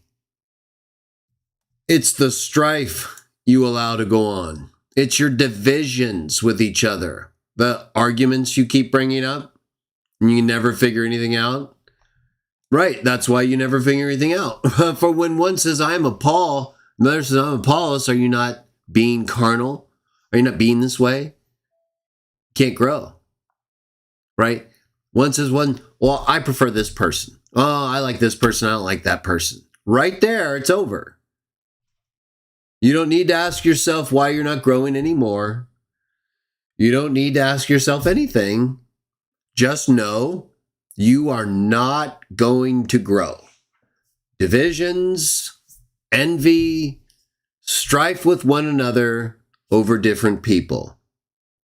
If that in any way applies to you, don't expect to grow. It's not going to happen. He's telling you that right here. Who then is Paul? Who is Apollos, but ministers through whom you believed? As the Lord gave to each one. I planted, Apollos watered, but God gave the increase. Why does everyone keep thinking they have to do something special to help someone be saved other than plant and water? No, it doesn't depend on you, David. God wasn't using you to help Sam other than just plant and water, which you didn't need to do anyway because he already had the word, so he already should have known. So why are you thinking you're so special is what I'm not understanding. Why did this happen? Where did this thinking enter into your brain and then cause all this destruction or help permit it? For what reason, right? Did you not know you're nothing at all? Either God does it or you just got to stop helping the problem just so you have someone who can argue against Muslims in the truth. All this for that, huh? We needed you to be protective of a destructive agent for that, huh? And they couldn't get it done without him. Interesting. Or Watchtower people. We can't promote one God the Father, firstborn Son of God in the Golden Rule without Watchtower. We got to go through all this to protect them. You got to destroy your whole life and family, or we can't promote these things. No, it's not necessary at all. Pagans, Protestant, Catholic, Ortho. We got to go through all this tradition, all these creeds, all these councils, all this stuff beyond what's written, huh? All these fathers, huh? All these different views on things that are clearly taught by the people we accept. Yeah, I just don't think so. So then neither is he who plants anything nor he that waters, but God who gives the increase. Now he who plants and he who waters are one. You guys missed that in terms of everything related to us as one and the Trinity. It's over. Each one will receive his own reward. Remember I told you that earlier. According to his own labor. We're God's fellow workers. You're God's field. You're God's building. Okay, we got through verse 8, which is where I wanted to go. So you can see very clearly, everyone. The reason you're here, the reason there's no growth, it's not because of a shepherd defending you against the worst wolves on the planet and beating their asses with the terms I choose to use because I know how to get to them verbally, psychologically, spiritually, in every way you don't know. And you are all doing these things, are you not? Are you not either all or with all who are boasting against the truth arrogantly, frequently? Yeah, many, if not all of you are, right? In my opinion, you are. And the whole cursing isn't what you thought it was, is it? But what is it? It's what I'm telling you it is. Because like I told you the other day, these people are like me. They're not like you at all. And boy, am I glad to be on the right team. Hebrews 5, we're almost done, everybody. 2 more. We're right there. Let's see if we can do this in like 10, 15 minutes, but I'm not going to rush it. We're going to go through it right here. Let's go. Hebrews 5, 12 through 6:3. It's over, everybody. We have established the truth of these matters, that we're there for everybody to see. Why aren't other people seeing these things that we are? Are we special? Is this like something they're never going to achieve? Maybe. Look at this. Hebrews chapter 5, starting in verse 12. For though by this time you ought to be teachers. Remember what James said? Not many of you should be teachers, right? But the author of Hebrews is saying by now, because they're talking about different things, right? I mean, James is basically resigned to the fact that they're not qualified, right?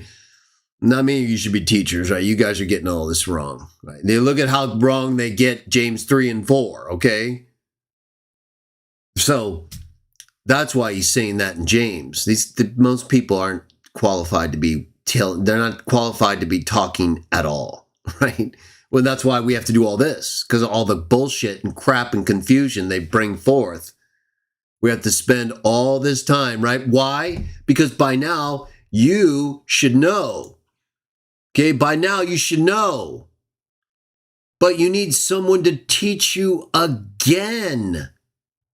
The first principles or first things of the oracles of God. You've come to need milk. There's that term again, not solid food. Everyone who partakes only of milk is unskilled in the word of righteousness. That's why you're not learning. That's why you're not growing. That's why you need it all over again. Study the Bible with me. Can we have a Bible study? Can we meet and reread the same things we've already read, hopefully, if not multiple times? Can we do that? Let's have a meeting. Let's have a meeting where we just relearn everything all over again, right? No, that's the exact same thing he's going against here, which is the exact same thing you all keep doing. Why? Because they want to keep you on the milk. Haven't you figured out why they keep bringing this up? Peter, Paul, Hebrews, James. So, why does this keep happening? Why are so many unable to see what we're seeing right here? Or if they see it, then like James also says, it's like they look at themselves in a mirror and what? They immediately forget what you're seeing right here. Why do you immediately forget? So that you need it taught all over again, like someone who's unskilled and a baby. You can't handle solid food. You're stuck in the milk. You keep going over the same things again and again. Why solid food belongs to those who are of full age, by reason of use have their senses exercised to discern both good and evil. Okay, so you may think, well, I've achieved that. Really? Well, then why you keep arguing with the same people? If you've achieved that and you can discern between good and evil, you wouldn't be talking and arguing with the same people about the same things. It would be a necessary thing or no way. That's division, that's strife, that's envy. That's you seeking out something for your own benefit. Unless it's an exception like we do have. There are some of us, and in the Bible, that have a specific calling as a teacher or to deal with these difficult people. That is not everybody. And most people aren't even qualified or prepared for it, as we're discussing right now, are we not? So let's finish this up. The rest of Hebrews, look at this. You need to see this. Hebrews 6. Therefore, leaving the discussion of the elementary principles of Christ. Well, what's that? What is this we're supposed to be leaving the discussion of? In other words, not talking about it anymore. Now, we understand why the pagans keep bringing it up, because they keep trying to confuse us, waste our time, and get us to blaspheme when we've already destroyed them. Why are we keep talking about it? Why? Because most of us either don't believe or we don't want to do anything else but argue with them. It's real simple. You do what you want to, do you not? Well, then you're just doing the very things these texts are all telling you not to do. You're just drinking milk. You're not leaving the discussion of the elementary principles of Christ. What's more elementary principled than him being the Son of God? Literally, the Father told Peter that in his most primitive spiritual state. And he understood it. You don't think he told other people and they understood it? So how elementary are we talking here, right? These guys have made one of the most elementary things that we're told to one of the most basically minded people, followers of Jesus, given to them by God. They made it one of the most complicated, ridiculous subjects of all time. Okay, so is that what we're supposed to do? No, it says leave that discussion. That's all they do is argue about this stuff. Are you crazy? You're going to come to me, tell me how to act, and you're a Trinitarian? Or a person who argues about God and Jesus all the time? It says right here, you're supposed to leave that behind. So why are you coming to me, telling me not to bless and curse when that's not what it's talking about, as I just showed, because I'm doing the very thing that Peter, Jesus, and Paul showed is not what James is talking about. But what they are talking about is everything you're doing, right? Exactly. So who's projecting here? Who's slandering people here? You are. Almost all of you. It's incredible. And I'm just sitting here thinking, oh boy, these people haven't even left this yet. They haven't even come to where I am again. I am already, right? I'm way beyond all that stuff. Perfect in the sense that he's talking about, not laying again the foundation of repentance from dead works, right? So do you need to talk about sin, salvation, faith, and works? It says right here, not laying again repentance from dead works and of faith toward God. Verse 2, or of the doctrine of baptisms. Stuff they argue about as well. Laying on of hands, they argue about that as well. Resurrection from the dead, they argue about that as well. Eternal judgment, they argue about that as well. It says, no. Why are you doing it all over again? Didn't you learn? Well, why aren't you learning then? If you read it and you learned it, what's happening? Right here. Are you ready to find out why this keeps happening with you? All of you who keep lying about James 3, bridling the tongue, blessing and cursing, and me and other people. The reason you keep doing that, and you're a hypocrite and liar, not just the projecting that makes you feel better about all that. This right here, the last verse we're going to read. God is not permitting you.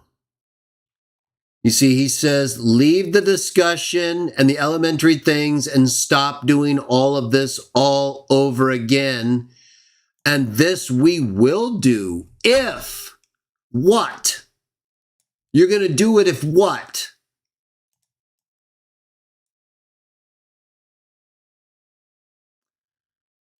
So, when I see people, when I see people who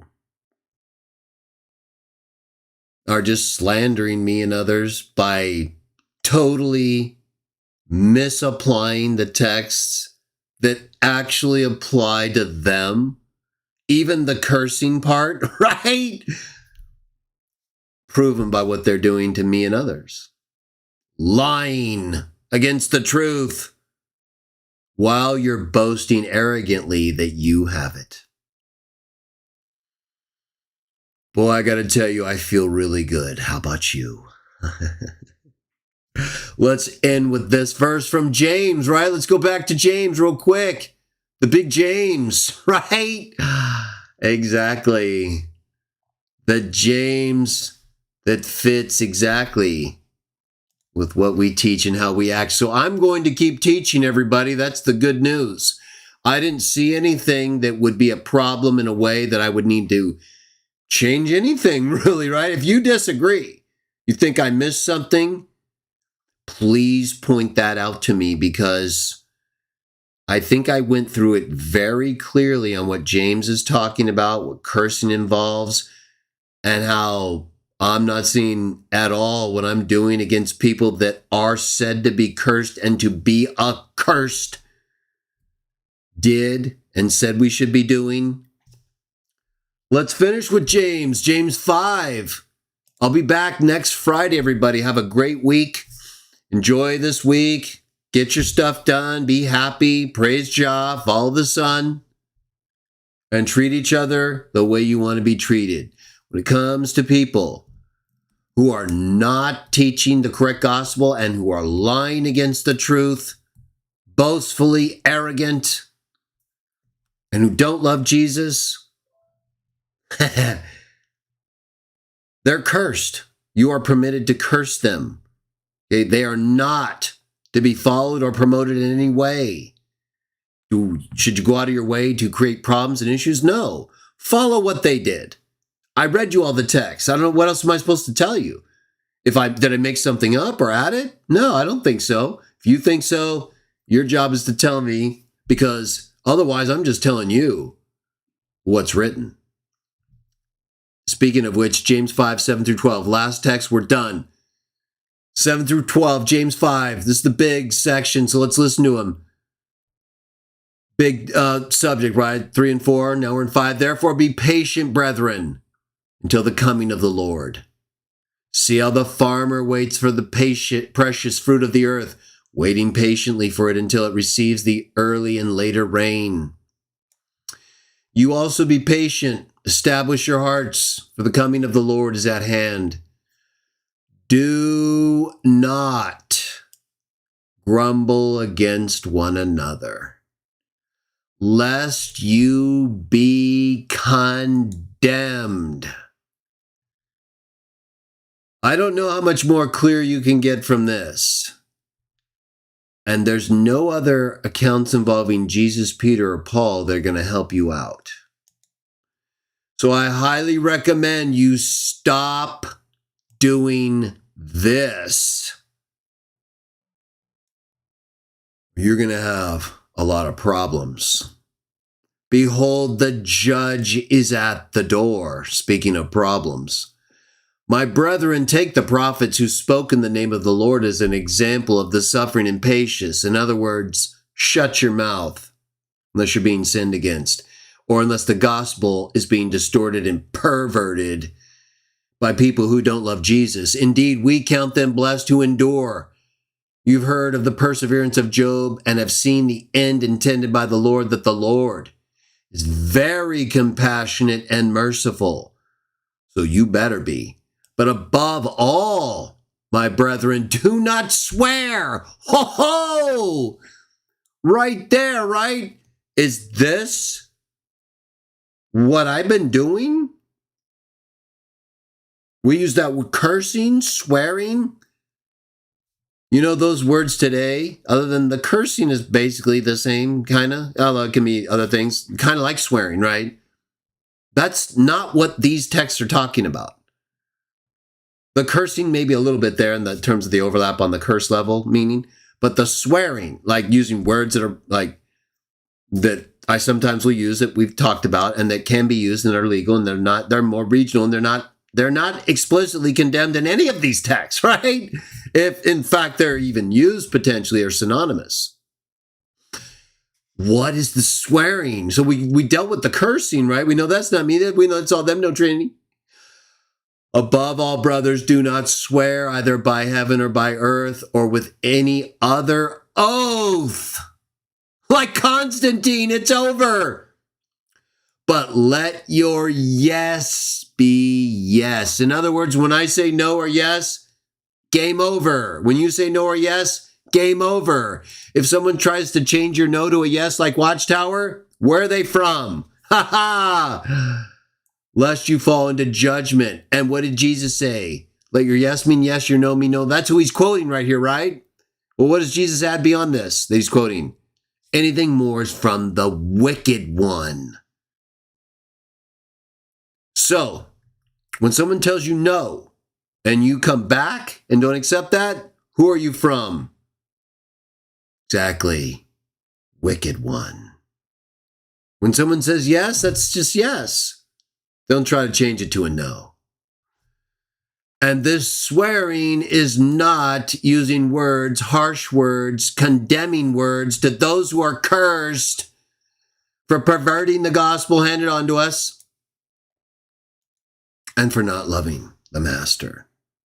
If you disagree with me on any of these texts that relate to being a teacher who's held to a higher standard, which I accept,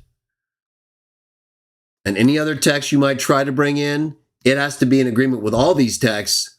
So don't go jumping around. I'll just do the same thing I did with these. I don't have to, because these relate to being a teacher and being held to a higher standard and controlling, bridling your tongue, all of which I try to do and think I manage very well. And I give the proper condemnation for those who are cursed and to be cursed according to the master and his earliest followers, for very specific reasons to very specific types of people that are the exact reasons and type of people I'm doing it for and to. If you think otherwise and still disagree, tell me. Otherwise, I expect you to stop doing what we can see real clearly, can we not? That if you do, boom, it's game over for you.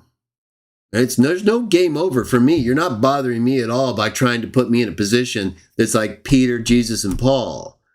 You're helping me. You're motivating me. You're making me strong. And you're giving me all the reason I need to show that you are wrong.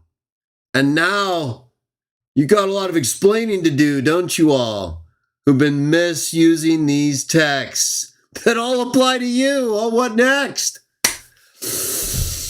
Well, I suggest shutting your mouth unless you have something really important to say. And you're not grumbling against one another. Because I would sure hate for you to do that just to be condemned. Try to be good to yourself and not judge other people. It's actually a fundamental Christian trait. Matthew 7.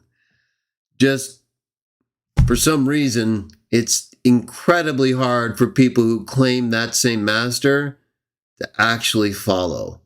They seem to think that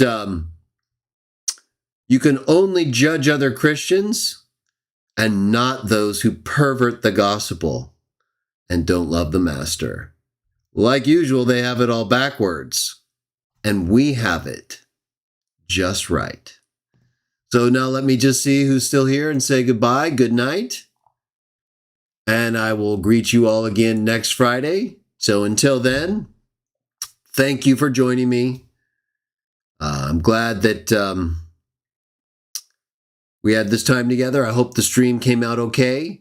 I don't know what happened to the deletions in the comments, but it looks like the whole stream is still there. So it looks good. If I see a problem, I'll re-upload it. But if there's no problem, enjoy it. Have a great week.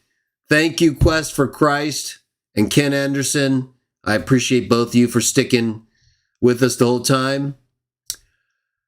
And until next Friday when we pick up our Athanasius series, Read and Refute 2.4, may Jah bless you all in Jesus'